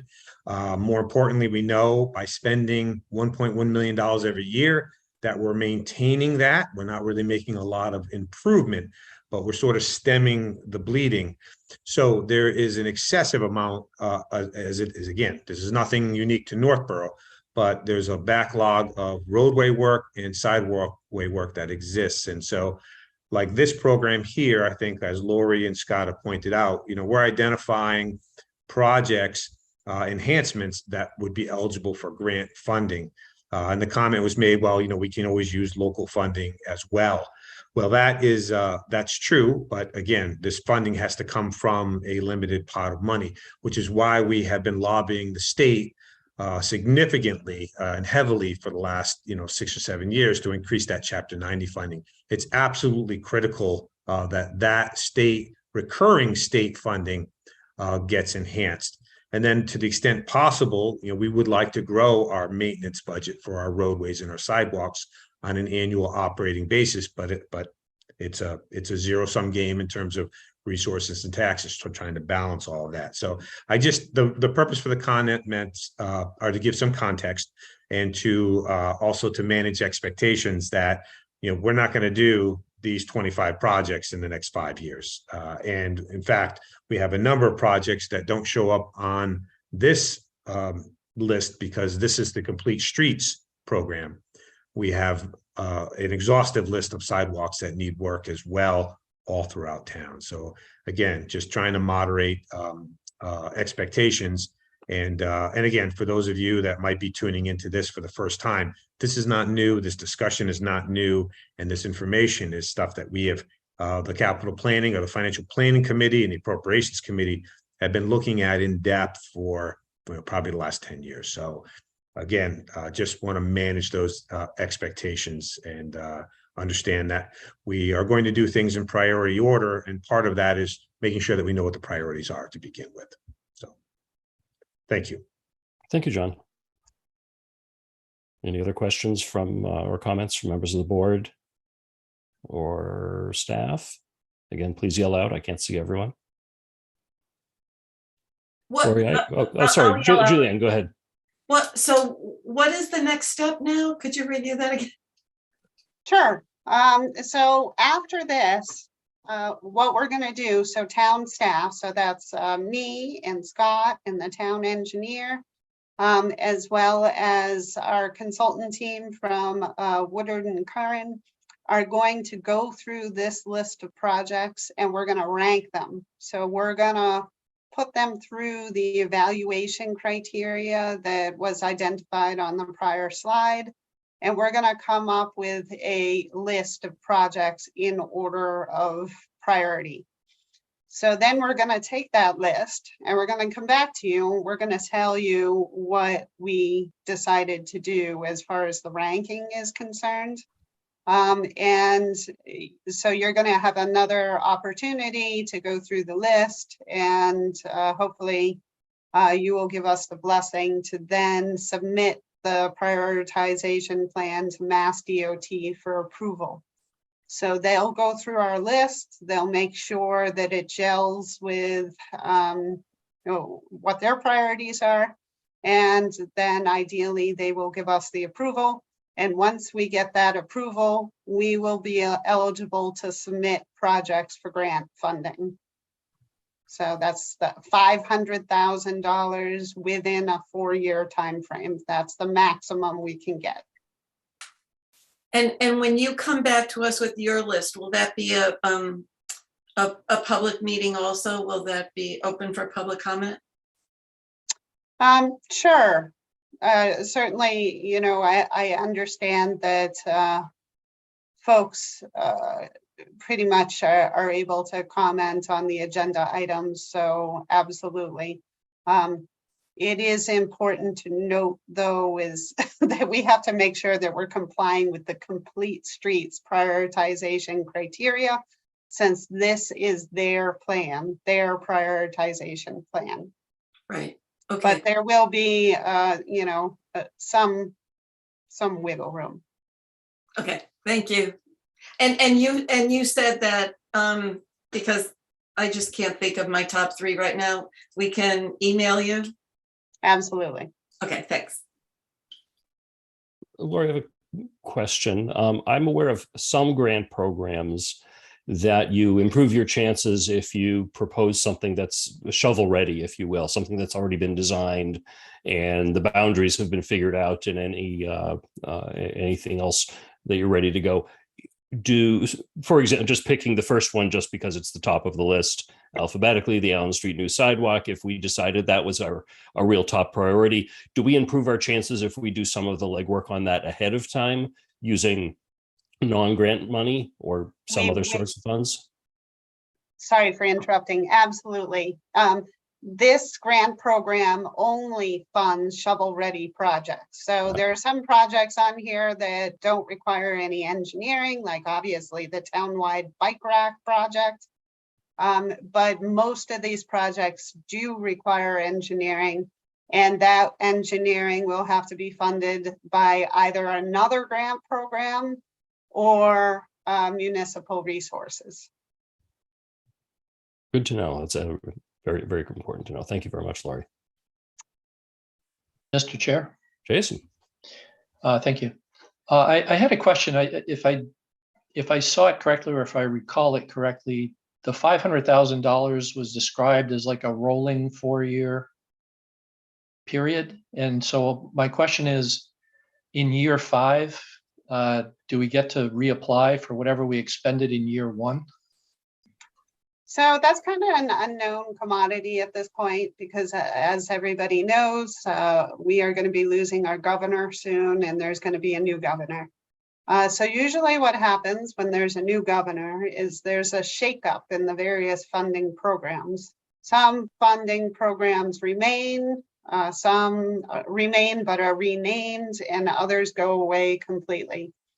So at this point, I'm not clear, nobody's clear what's going to happen to the Complete Streets program long term. The way it's been operating since it was originally begun is that once you go through that 4-year program, then you are eligible for a competitive grant program. So it's a separate pool of money that communities are eligible to apply for once they've reached their cap. and that period of time has expired. Okay, thank you for that clarification. Okay, anybody have anything else to add? Everyone, thank you very, very much. This has it's been a great project to go through thus far, and I see great things coming out of it, and really appreciate the time that you, Lori, Scott from DPW, and Megan have put into this, in addition to all the other town staff that I know have helped out with this. Thank you. Thank you. Thank you for your attention and your patience as we went through this lengthy process. So I really appreciate it. The feedback has been very helpful. And Lord, just to throw it, maybe to chair, we just make sure the presentation is up on the website tomorrow so people can review it and see the details, refresh their memories from what was reviewed tonight. Absolutely. We will put that on the planning department page. Okay. Great. Thank you, Lori. Okay. Next up on our agenda, we have ARPA.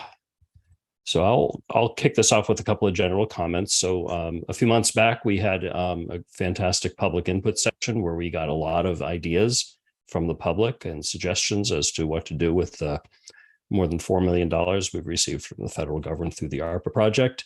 It's taken a little bit of time and we also received continuously a lot of additional requests via an email that was set up. So after a few months of that, I think it's a good time for us to start to talk about the process. We have a lengthy list. I forget exactly how many, something around 75 or 80 items that are on the list that Julianne assembled without priority order or anything like that. And that's in the agenda packet. We had not yet talked about exactly how we're going to talk through this. We can go through it and talk about every single item. We can go through half of them tonight and half in another meeting. In theory, if we spend 1 minute on each one, we're going to be here for an hour and a half. I don't know if that's a good use of of everyone's waking time tonight. Whatever it is okay. I just want us to start to work on this so we can start to develop some priorities. And for many of these items, John and his staff will have to do some work to come back to us with recommendations or cost estimates or anything else. And there may be other committees and other departments involved or outside groups involved to give us some more information. So this is a first pass. A lot of people have asked, how much money are we going to be giving away tonight? My hope is zero. I don't think that that's appropriate at this stage, but we need to get there. So that's about that. Julianne, would you mind just telling us about how you put the list together and the items that you went through? I know you went through the public meeting and emails and everything else. I just simply went to 3 major sources, which was our emails, the community forum that was held at the church, and then our June 16th meeting where people offered ideas. And I also added a couple of things that were brought to me directly, like the plaques and benches. There was another one, but I'm glad that you gave me the opportunity to speak because one of the items that I listed was economic development or something like that, and economic is spelled incorrectly, so I apologize for that. But the other thing I did not include, which you may or may not want still up for discussion, was hiring a consultant. That was offered by a resident, but I know we had a discussion previously about not doing that. So if you want to reopen that, that's, I guess, up for discussion also. And one more thing, there was another one that came in Friday after I submitted the list, and that was for the beacon lights. So like stop signs that might benefit from the lights around them. And I think that's it. Thank you very much, Julianne. Thank you again for putting this together. And I'll also add that the list also includes all of the items that town administrator recommended to the board back before we had our public input meeting. I think it's important that everybody knows we've included everything. Everything is a lot. We didn't want to discount anything without having to go through a public discussion process. If no one has any other ideas, I think what I'm going to do is just list them, list one, and see if anyone has any comments or questions. And a lot of most of these items don't even have dollar figures, because when we get them in, sometimes people don't have dollar amounts. We'll work through that. Scott, you had your hand up? Yeah, Mitch, before going on the list, I think it would be a benefit to conduct an iteration on this list to get a more accurate and contextual tabulation of the items. Many of the items here, just from the two words, I can't recall what they relate to. And so instead, if we had a tabulation, would have been straightforward to do from the emails, right? We know what data came in, who it came from. It came via email. This was the title. This was the description. A more complete tabulation on that would give us the ability in context to know what form it came from, who made the request, when it was made. And that will help us, recall what these items are. I have a feeling if we were to go through tonight through these items one by one, it would take very long. Yep. We'll find the duplicates that are there now, the omissions that are there now. And so I think it would be a better use of time to take this, get a more complete tabulation, and then use that. And I think this is something that I don't know if this is an item you and Julianne would be willing to do, is there's an opportunity to then categorize these items, right? To segment into, these are elements of community wellness, these are elements of capital planning, these are elements of social and human services, whatever they are. There's an opportunity to then identify which town department would be responsible for implementing that.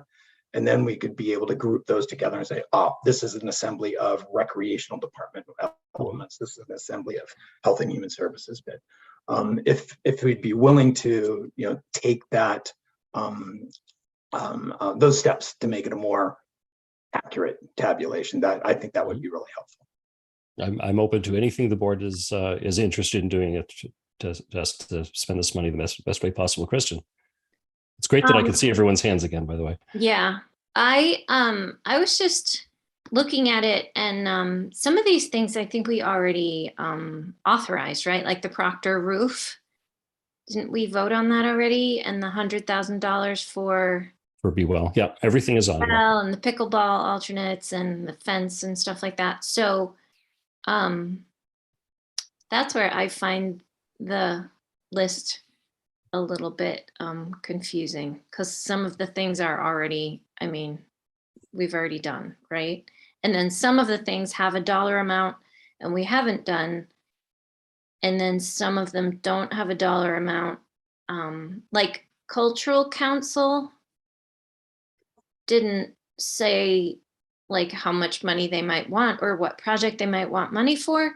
Whereas like Community Meals said $40,000, which was really helpful. So, and also Family and Youth Services gave an amount, which is helpful. And also there was the senior center or something connected to the senior center. There was a certain dollar amount I remember seeing too. So, yeah, so I feel like if we just go through the entire list right now, it's I don't know. I find that kind of confusing too, to be honest. Yeah. Can't disagree with any comments. Jason. Thank you, Mr. Chair. Yeah, I think I share the same concern. I think that I had anticipated that the result was going to be a summary that was, somewhat more categorized, maybe eliminate some duplication. I think there's something like half a dozen different line items here that relate to support for local businesses, but there isn't any of the context that accompanied those submissions to be able to distinguish exactly what the differences are among those line items. And so I'm just finding it difficult. What I find myself having to do is to refer back to the submitted emails or refer back to the public input session just to remind myself what the particular request was for. So I think I would agree. I think that there's another iteration needed here to consolidate and flesh out the information so that we do have something that is a concise reference, but a complete enough reference for us to even understand what the several requests are, to refer to it and to have the discussion. Sure. Julianne and I did talk about the idea of categorizing and to some extent removing things that are very, very closely related. Whether they be duplicates or not is up to interpretation. What I didn't want to do without consulting the full board first is to do some of that, because sometimes that can imply some favoritism among the items, or some even accidentally put something in some order or some category that might be interpreted as something that we like or something we don't like. So I wanted to be very careful before the first iteration of that. Obviously, we'll be as careful as we can with that. I'm certain, I can't speak for Julianne, but I'm certainly open to doing that. We want to have a fruitful discussion and a fruitful conclusion of how we spend these funds. I'm hearing from the board that we should do a little bit more work, and I'm happy to do that. Julianne, are you willing to? Yeah, well, we did have that talk, and I appreciate that you just wanted to get the list out there so that there was no subjectivity involved in categorizing. But I think it does make sense, and I think we can do a good job. But the other kind of category that I think we have to discuss also is time. Some of these have more imperative needs, immediate needs than others. Like the community meal program is going to run out of money in 3 weeks or something. So that's another layer, not even another category. And also there's another factor that plays into this, and that would be, are there any other sources of money that should be considered as we're discussing these projects, such as CPC, such as downtown, any kind of, downtown grants. So, yeah, it's not easy. Yeah. I mean, just like the list of the projects that we went through in the earlier agenda item, I think we would probably love to do almost all of these, but we have to go through some work. And where Complete Streets gives a lot of structure to making that happen, we're just given a big pot of money and told to spend it, and we have to complete our own structure to make that happen. Scott? Well, I would say we're not given a big pot of money and told just to spend it. What we should do is identify unmet community needs. Yeah. Once those needs are identified, then determine what the proper funding source is. For some of those, that'll be ARPA. So, once again, I don't want you to summarize and lose the details of what the input said. I want you to accurately tabulate everything that has come in, so we have all those details. We'll find that all those detailed items assemble into certain areas, and that'll allow us to group things and prioritize effectively. But it's been said in a few public forums, this is not a whimsical application of windfall funding. This is community needs that need to go through our established processes and procedures to be vetted out. And you see the results of when something goes through proper procedures in the Complete Streets, a very nice detailed set of 25 projects. That's how this town operates. And that's what we need to do the same on this ARPA funding. We had an opportunity to collect this public input in a very structured manner, and we didn't. And now that's why we have a list today that doesn't have any of the details that we collected. So we need to tabulate the details that were collected, get that out in front of us, and then we'll have something to discuss. Sure. So I'm fine going ahead and skipping the discussion on the details of this and coming back at a meeting as soon as possible with a tabulated list. That's fine. Jason? Thank you, Mr. Chair. One other thing that crossed my mind as I was looking at these, right, is that although we solicited the public input, the public, may not have had a full appreciation of the implications of some of the proposals. So for instance, some of them are clearly one-time expenditures and don't have any, forward obligation beyond that.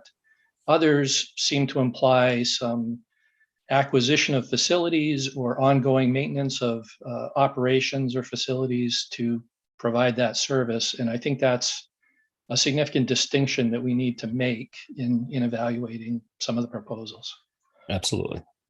Yeah, I think, at the public input forum, we made mention of that we are allowed to spend, for example, money on operating expenditures, but there are additional things that we need to think about with that if we're committing to hiring a salaried employee, that we're really committing to doing that long-term beyond the life of the grant. So we'll obviously have to put some categories on those as well. Probably some check marks that we'll put on each sheet. So one of the things that would be helpful to me, or if Mitch and I are working on this, is if you would all reach out to the groups that you are liaison to, like, for example, community affairs. I don't think anyone is liaison to Historical Society, but those groups, might have done fundraising or solicitation of funds, and they lost that opportunity during COVID.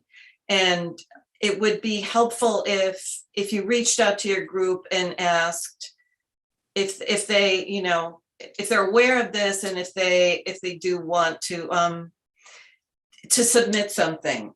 But the other thing is also, it's it is an amount of money that we're probably never going to see again, just given to us in our lifetime. So there, from what I've been reading, there isn't really a definitive roadmap like there is for Complete Streets. It is going to take more work from all of us. So I just wanted to kind of make that clear. Kristen. Yeah, so I wanted to say thank you for all this extra work, and I would volunteer myself or Jason or Scott to help, but then I realized then we have a open meeting law problem. So, and I'm sure Jason and Scott wouldn't mind me volunteering them at all. But anyway, I did want to ask, so there are some things that are clear that we would need town staff to help get the work done once the money is appointed for that project. But there are other things that don't. So I guess that's something, if you're going to make your list more specific, can you put that in? Because some of the things are lightening the load of town staff, whereas some things are like, oh, we would need someone from town staff to help make that. Yeah, I mean, that any of those things need to have be part of the conversation, because we're not just, for some of these, we're writing a check, if you will. For many of them, probably most of them, town staff need to actually implement something to make it happen. Right. So that's absolutely we need input from town. So one of the things that, if we were to go through, in any case, once we go through the items and develop some level of priority, that can then give some direction to John and his staff for providing additional information on those items, where if we say none of us are strongly in favor of a particular item, John doesn't need to spend any time on it. But if many of us are in favor of a particular item, we really want to learn more, we might consider funding this, then it does make sense for staff to fill in the blanks and let us know what are some of the ancillary costs that might not be readily apparent. Is the cost estimate reasonable that's been provided by the group or committee? Or if nothing has been provided, what is that? So One Yeah. other thing, I just was gonna say, I can reach out to the Historical Society. Oh, I'd good. be happy to do that part of it. Yes, they did submit that they, had lost revenue during the pandemic, but they didn't give an Yeah. amount. So that'd be really helpful. I actually talked to them about it in the summer a little bit. I Huh. met with a bunch of the people from the Historical Society that on something else. And they were definitely I think they could probably come up with a number, so I'll send some emails. Scott. Yeah, let me use that as a pivot, right? So during our input session, Historical Society called in with 2 very specific projects, right? And they had outlined exactly what they needed on those 2 projects. So I think in needing to solicit more from boards, committees, commissions, and departments, I think we already did. And in fact, that was done early in this process. And since that time, departments have come up with annual budgets for this year and things like that. So I think we're adding to the confusion to go out and beat the bushes more and retread what's already been done in many cases. If you haven't already had these discussions with the committees that you're liaisons to, I mean, we did last year, but please do. But really, it's if that hasn't already been communicated to the associated departments in town and the staff of those committees, I don't know what's been happening for the last year or so. I mean, so that confuses me quite a bit. And so that's why I use the Historical Society. They called in, right? And the gentleman told us 2 very specific projects. I don't see it on the list here. The Historical Society, they're not a board or a committee though, Scott, so they don't have a liaison. No, but I mean, they called in, right? And we have those details. Then, yeah, Scott, I tend to agree with you that I think we've done our work of outreach. I'm very happy we did that, and I am very satisfied with the results of that outreach. I don't think we need to formally do any more at this point. There's certainly a number of people watching the meeting. I think I see at least one member of the Historical Society in the attendees list tonight. So I think they'll get the message even without additional outreach. Right, and those committees also know that their normal funding processes should be followed. So I was surprised that there was a lack of applications to Community Preservation Committee for their typical historical elements. I really expected to see those 2 projects go forward as CPC applications as well. They have until November 1st to get those in, right? So we're confusing our boards and committees by asking them to bypass their typical processes for getting their projects funded. They should go through the same level of detail and applications that they would for CPC funding or capital planning or any of our established processes. If it turns out in the end that the funding source is ARPA, great, but they should, if they've got an idea, they should go through the same processes they use every year to do capital planning and do projects. And I'm worried that we are confusing the boards and the committees with this ARPA stuff. It's very straightforward. If you've got a need out of your committee, go through your normal process. That might get funded by ARPA. It might get funded by grants. It might get funded by free cash. We've got processes for that. Now I remember the point I was going to make. This ARPA money is the same amount that we have for free cash every year. So really, we've just got an injection on the same order of the free cash that we deal with every year. Instead of $2 million, we got $4 million, right? And then that's spread across 2 years. So really, we just got some extra free cash to deal with. We have some looser rules in terms of which body it goes through for planning. But in the end, we're just dealing with some extra free cash. And our financial planning, our appropriations, our town departments, they know how to deal with that. This is really simple lifting. If we do a better job at tabulating these requests, getting them into the pipelines that are established, That's all we needed to do. And we wasted 4 months. And that's what's frustrating, is that it would have been so simple to take the public input and immediately allocate those to the appropriate places to be worked and all this time. I'm very frustrated that what we have in front of us today is a step backwards in terms of the information we had on June 17th, when that list could have been compiled, tabulated, and we can go off from that. And that's just, I'm embarrassed. And I'm really disappointed in what we have in front of us tonight. It is such a step backwards in terms of what we collected and what we know, and bypassing the processes that are well established. And to have this on the heels of what you see come through Complete Streets, it just makes it all the more apparent that really nothing has been done in the last few months.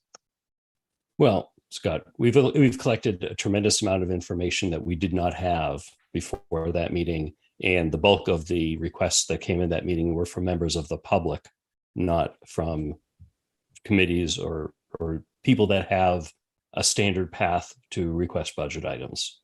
So I'll leave it at that. We know what we're doing going forward. I have Jason, I'll get to you in a second. I just want to throw out two questions for the board. One is, we have not closed submissions for ARPA ideas. We could if we wanted to, or we can say, you know what, it's only closed once we've committed all the funds. Maybe new ideas will come in, new needs will be arisen. That's up to the board whether we want to close submissions.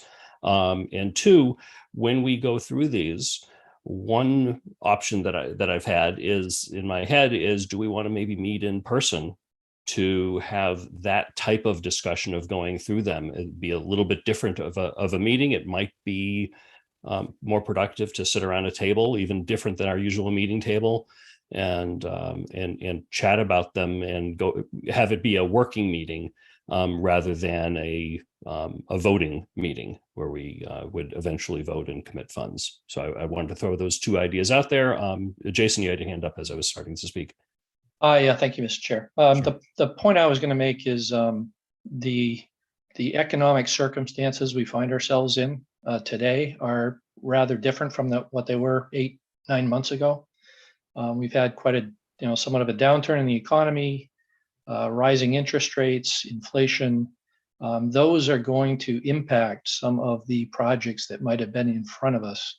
And so I think we need to be mindful of that as to what projects we undertake, at what cost, and also for potentially being conservative in how quickly we expend the money, just to give ourselves some flexibility over the next year. We do have until the end of next year, 2024, to encumber the money. I think that there are some. It's difficult to forecast what's going to happen, and to the extent ARPA money can be, in some sense, a reserve for particular projects we might undertake that otherwise would be coming out of tax dollars, then I think it's important to have that consideration in mind when we're thinking about what projects to approve. The second point I wanted to make is that we can't be all things to all people. There are many requests in front of us. The more and various number of requests we entertain or attempt to address, I think the greater problem it's going to cause in terms of just the overhead to go through that process, the decision process, and then following the decisions, the administration process. Because just for example, to take one example, right?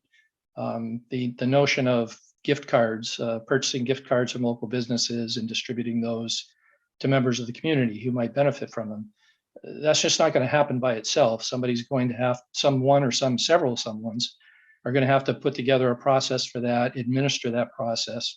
So some of those things, while they seem attractive, aren't nearly as simple to execute as you would think. And so I think fewer rather than more projects, and fewer, more impactful projects that serve the broad needs of the community are where we should be looking. Thank you. Thank you, Jason. Julianne? I in love my- the idea of meeting in person and just having a dedicated meeting to figure out how we're going to organize ourselves for this process. And just while we're all here, I had actually started to think about how to categorize this, and maybe you have some ideas tonight also, so we can all start to think about it. But the 6 categories I came up with were small business / economic development. That was a lot of requests. 2 would be funding directly to departments, committees, volunteer organizations. Like, for example, the community meals asked for a certain amount, senior center asked for a certain amount. 3 was open space. 4 was clean energy, climate initiatives. There were some requests for that. 5, downtown improvements. And then 6 was municipal buildings. And I further thought, so let's just say we do, we combine all of the ideas for downtown improvements. That could go to MPIC. We could give $500,000 to them and say, do what you think is best. So that's just, and that's not, this is not, I'm not digging my heels in. This is just, I'm just trying to think how is the best way for us to start organizing this? I think when we work on the categories, as we go through each item, you kind of figure it out. There will be some, I think that's a great starting point for categories. There may be items that don't fit, or you may end up with a huge number in one category and it needs to be broken out. So I don't think it's a good idea to tie ourselves to any particular set, but I appreciate you giving it some initial thought. Kristen, you had your hand up before. Yeah, I would like to just throw out there's not one right way to do this, although some people might think there is. There isn't. Though everyone in this town might have a different opinion on what the best way to spend this money is. And there are 5 of us who get to vote on it, and we each get 1 vote.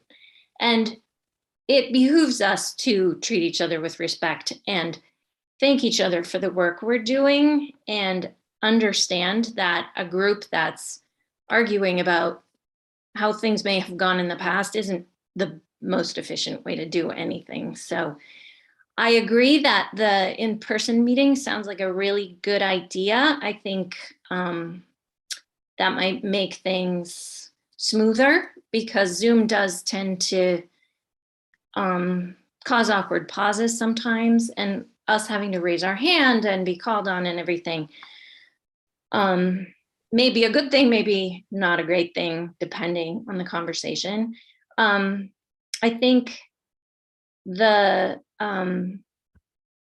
different categories, if everyone could come with some ideas of what the category should be or share them at this next meeting, I think that's a great idea, rather than putting it on 2 people to say, this is what we want done. And then if it's not done exactly how everyone wants, then people are unhappy. So I just feel like another meeting where we really dig in might be the best way to do it. And people can come armed with whatever information they want. They can look up all the previous emails. They can rewatch the ARPA meeting that we had at the high school.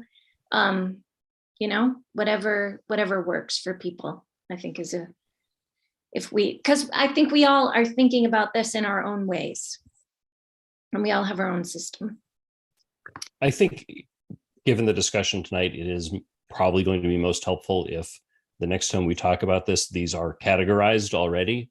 But as a larger group, we can recategorize. It'll be just 2 of us doing that. And we could certainly be convinced to change our minds, and any group of 3 could change our minds as to how we categorize. I think it's just a starting point for discussion. But I agree with most of the comments that I heard, that I think we need to do that additional work before we talk about the specifics again. I think I've heard from most people that they're open to the idea of an in-person meeting to talk about this. Is that universal? Yeah, no problem there. Okay. Yes. Okay. That would, just in case anyone questions it, that would absolutely still be a public meeting under the open meeting law.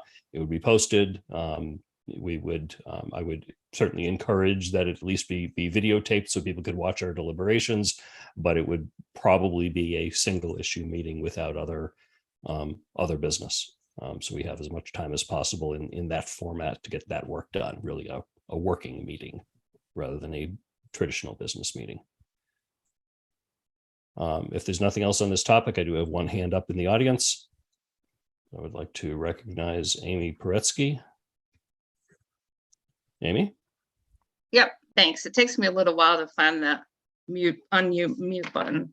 Sure. But I just want to thank everybody for all the work that they do.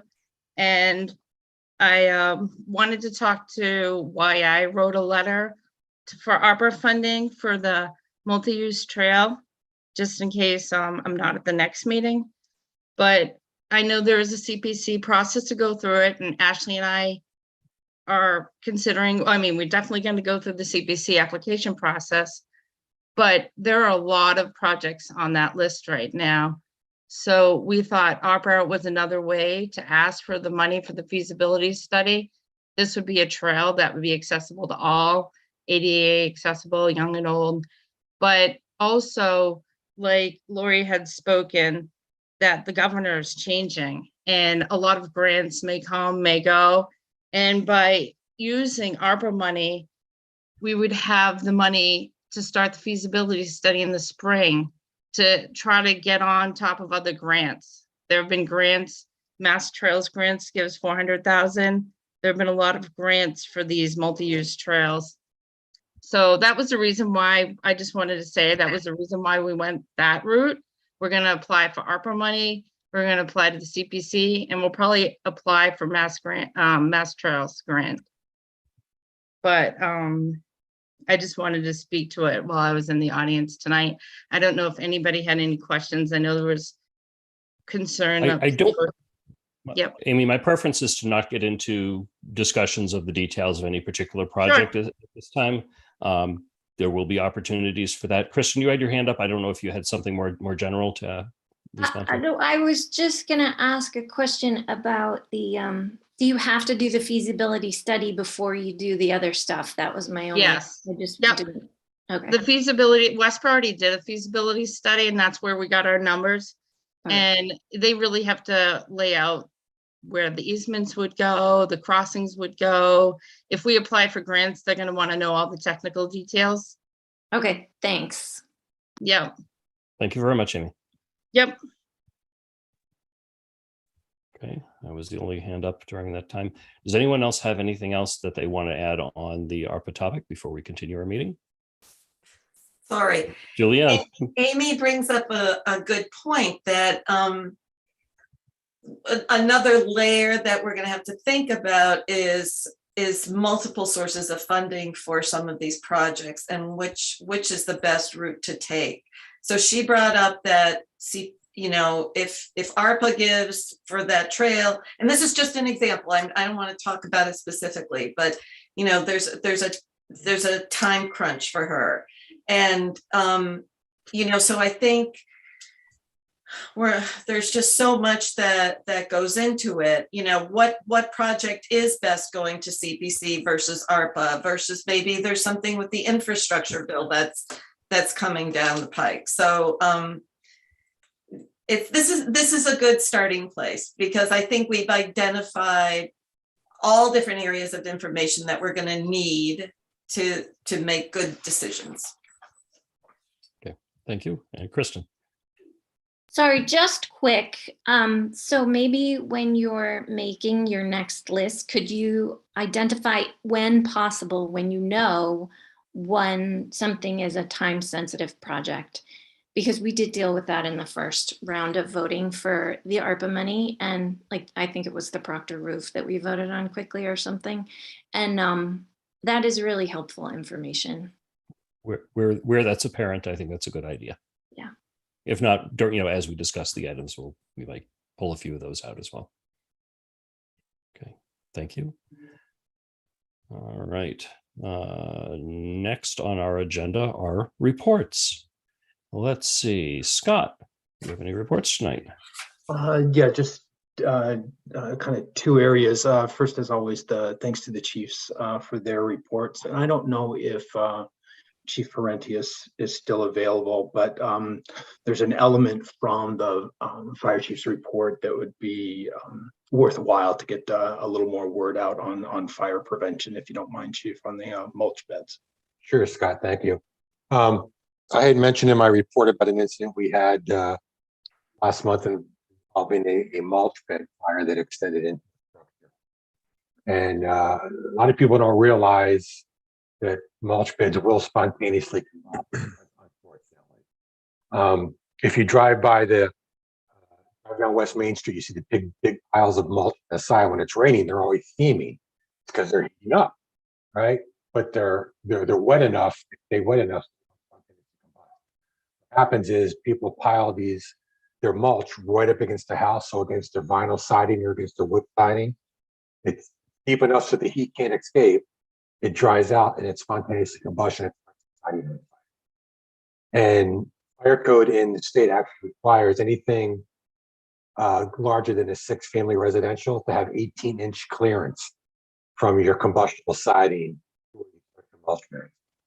We recommend, even if you're 6-family or less, you kind of do the same thing, because in this particular case, mulch was pushed up to the building and up above the siding. So even if for some reason it doesn't spontaneously combust, people aren't always careful with their cigarettes or other materials, and it can start a fire and it spreads really quickly. I'm very lucky. Thank you for pulling that out. Thanks, Chief. And just doesn't necessarily need a comment from Lieutenant Griffin, but I just want to say, congratulations to Officer Lonergan and her graduation from the academy. Looking forward to seeing her in field training and on duty soon. So good stuff out of the police department. Well, with Melissa Lonergan.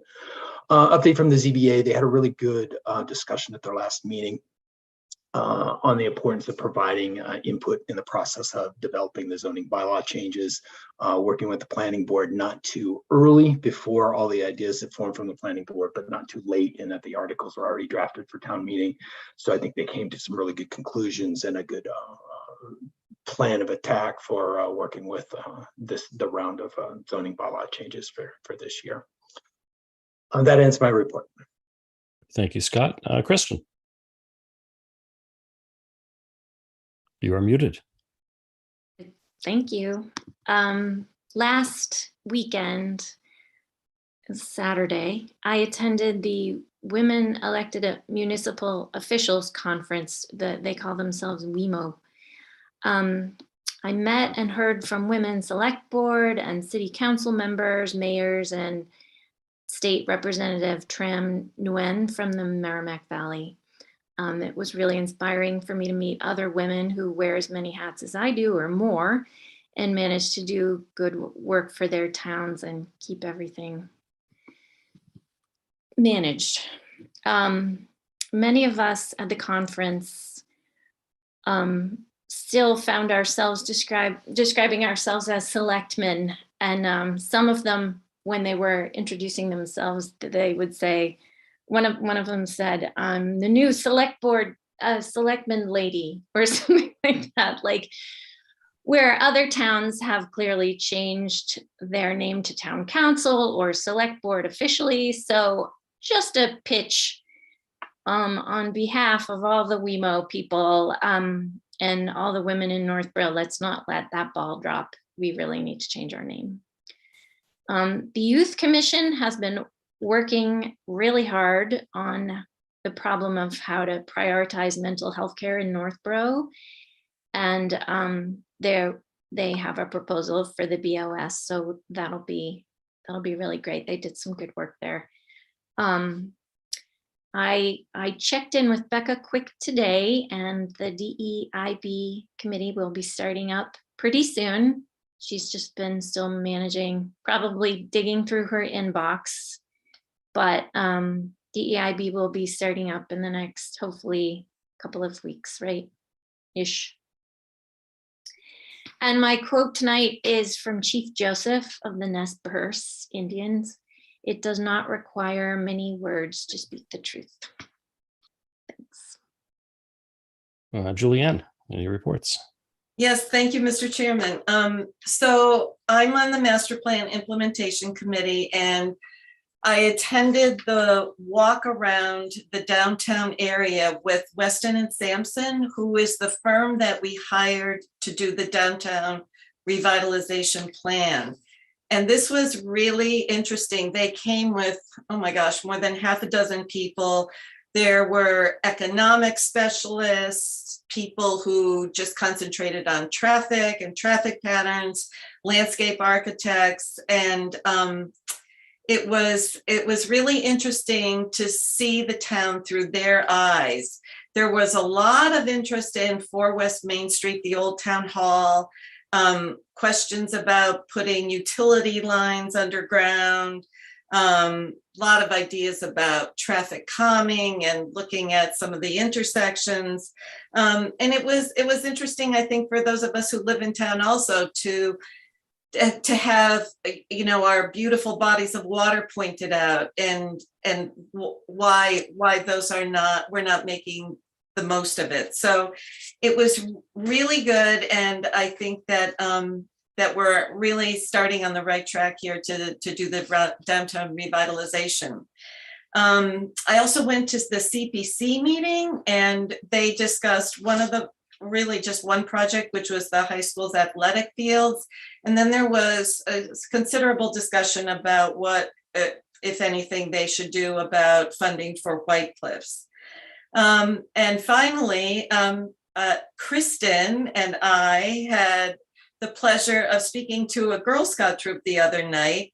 And we did a little role playing and pretended that we were all on the select board. And the topic we had to discuss was whether or not we should throw candy at Apple Fest. So just for future reference, it was a unanimous decision that the select board should throw candy. And I hope we remember that next September. So We also got some suggestions, didn't we? Yes, and I honestly couldn't remember what they were, so we'll have to discuss for when we do have a for real meeting. That ends my report. Thank you. Thank you, Julianne. Jason, any reports? Thank you, Mr. Chair. Just one item I wanted to mention, and that is that the fire department on its Facebook website is doing profiles of each of the members of the department. So there are several profiles already up there. It's very interesting just to read through and understand the backgrounds and long service of some of our members. So I just appreciate that. I think it's very helpful for the community to just see that, have access to that, meet, in effect, meet the members of your department. And I just found it very interesting, very valuable. So I appreciate that they're doing that. Thank you. That concludes my report. Thank you, Jason. I agree. I'm enjoying those posts as well. Got a couple of things. I want to congratulate Northborough resident Zach Newbold on his amazing performance on the national TV show The Voice. That was great to see Northborough so well represented. And I think a week after, someone from Shrewsbury was represented also. So it was good to get someone right in town. Lori has been very busy with different projects and very involved in Scott Charpentier as well with the dog park site. Gave a fantastic presentation and community input on that last week. So I'd encourage anyone who has an interest in such things to go ahead and take a look at that meeting video and or the presentation and send in any feedback as far as the 4 sites that they've narrowed it down to. One question I've noticed, and I've seen it come up a couple of times, is the police station could use a paint job. I don't know if John, if that's something that's on a list somewhere. Yes. Yeah, great. It's part of the capital plan. Excellent. Good. Historically, we have been able to participate in a program through the sheriff's office. So the last time we were able to get the place painted just for the cost of the paint. So that program got suspended during COVID. We're hoping it comes back. We're not sure, but just to not to belabor the point, but we have to pay prevailing wages. Otherwise, we got quotes, and so they wanted $80,000 to paint what is basically a big house. Any local painter could do it for, below 10 grand. So this is what we're dealing with, trying to get these things done cost effectively. So, but it is in the plan that we're aware that is a project that's in the queue. Thank you, John. Another quick question for you, John. I noticed that the RFP went out for White Cliffs, which I'm very excited about. And by the way, I saw our DPW did an amazing job cleaning up that site in preparation for the tour, which I believe is November 1st. So my question, if you're not already expecting it, is can the Board of Selectmen of the White Cliffs Committee get into that building, whether it be on the same day or someday nearby, as we've discussed in the past? Yeah, we'll have a discussion offline about trying to find a date. Perfect. And as I said, just so everybody's clear, we don't have insurance coverage for people to be in that building. So everybody's going to have to sign a waiver if they want to come through. So sure, understand. Thank you. And everyone is just limited, I think, to those two boards. Just a lot of people ask if the public can go through that building, and the answer is no. The building is not in a condition for that. I do want to mention that today I attended a video webinar from the MMA on a new recycling law that's going into effect in a couple of weeks, where mattresses can no longer be disposed of through regular town trash, and that's statewide. So I did speak with John afterwards. I know some town staff attended that also, and the town is in the process of figuring out how to respond to that. But there were some great ideas from a couple of one city and one or two towns that have already implemented things that they're ready to go on November 1st. So hopefully we can find some way to deal with that for folks in town that need to dispose of a mattress properly. It needs to be recycled, and it turns out most of them can be very well recycled. And I'll throw another vote in there, if you will, informal vote in there for changing our name to the Select Board. I think we should do that. John, I don't know if you've ever given any thought to that. I don't need a response right now, but I'd love to hear from you offline as to what the process would be to making that happen. That ends my reports. John, did you have anything? Yeah, I'll be providing prior to your in-person meeting to go through the ARPA stuff, some updates regarding some of the state programs. And one of the issues I'm sure you've heard about is the legislature has ended its formal session. And unfortunately, they were given the news that they're going to be about $3 billion short of funding that they thought they were going to have in order to do an economic development bill. And that's because of the automatic kick in under the Mass General Law, where we actually, some of the good news is many of us, if not all of us, will be getting some form of a state income tax rebate. The bad news is that it's formulaic, and the legislature wasn't counting on that kicking in. So now that that is part of the mix, it is delayed and confused significantly. What are they going to do in terms of the surplus and their ARPA funding? So originally they thought they had a pool of money, but that is now $3 billion less. So they weren't able to get it done. They weren't able to figure it out. Their formal session is ended, which means now they're in informal session. And as you probably know, in informal session, all it takes is for one member to object to something and it doesn't move forward. So very difficult to move anything forward in the time being. So that's going to add some delay and confusion, because one of the things that we've been talking about is making sure that we don't want to be using our ARPA funds for something that either the state budget surplus or their ARPA funds would potentially take care of. So that's added a little bit, another layer of confusion and a little bit of delay, but I'll get you some more information on that so we can sort of map out how that plays into our ARPA discussions. Thank you, John. Let's see. Next on our agenda, we spoke about it before, but there's going to be a new governor in the State House soon, so we need to execute the November 8th, 2022 state election warrant. John. In your packet from the town clerk is the warrant for your review and execution. Again, there's really not a lot of debate. This is the warrant, so that's the action that's before you tonight. Would anyone like to make a motion or have any questions? I'll make the motion, Mr. Chairman. I move the board vote to execute the November 8th, 2022 state election warrant. Second. Motion made by Julianne, seconded by Scott. Any discussion? All those in favor? Scott? Aye. Jason? Aye. Kristen? Aye. Julianne? Aye.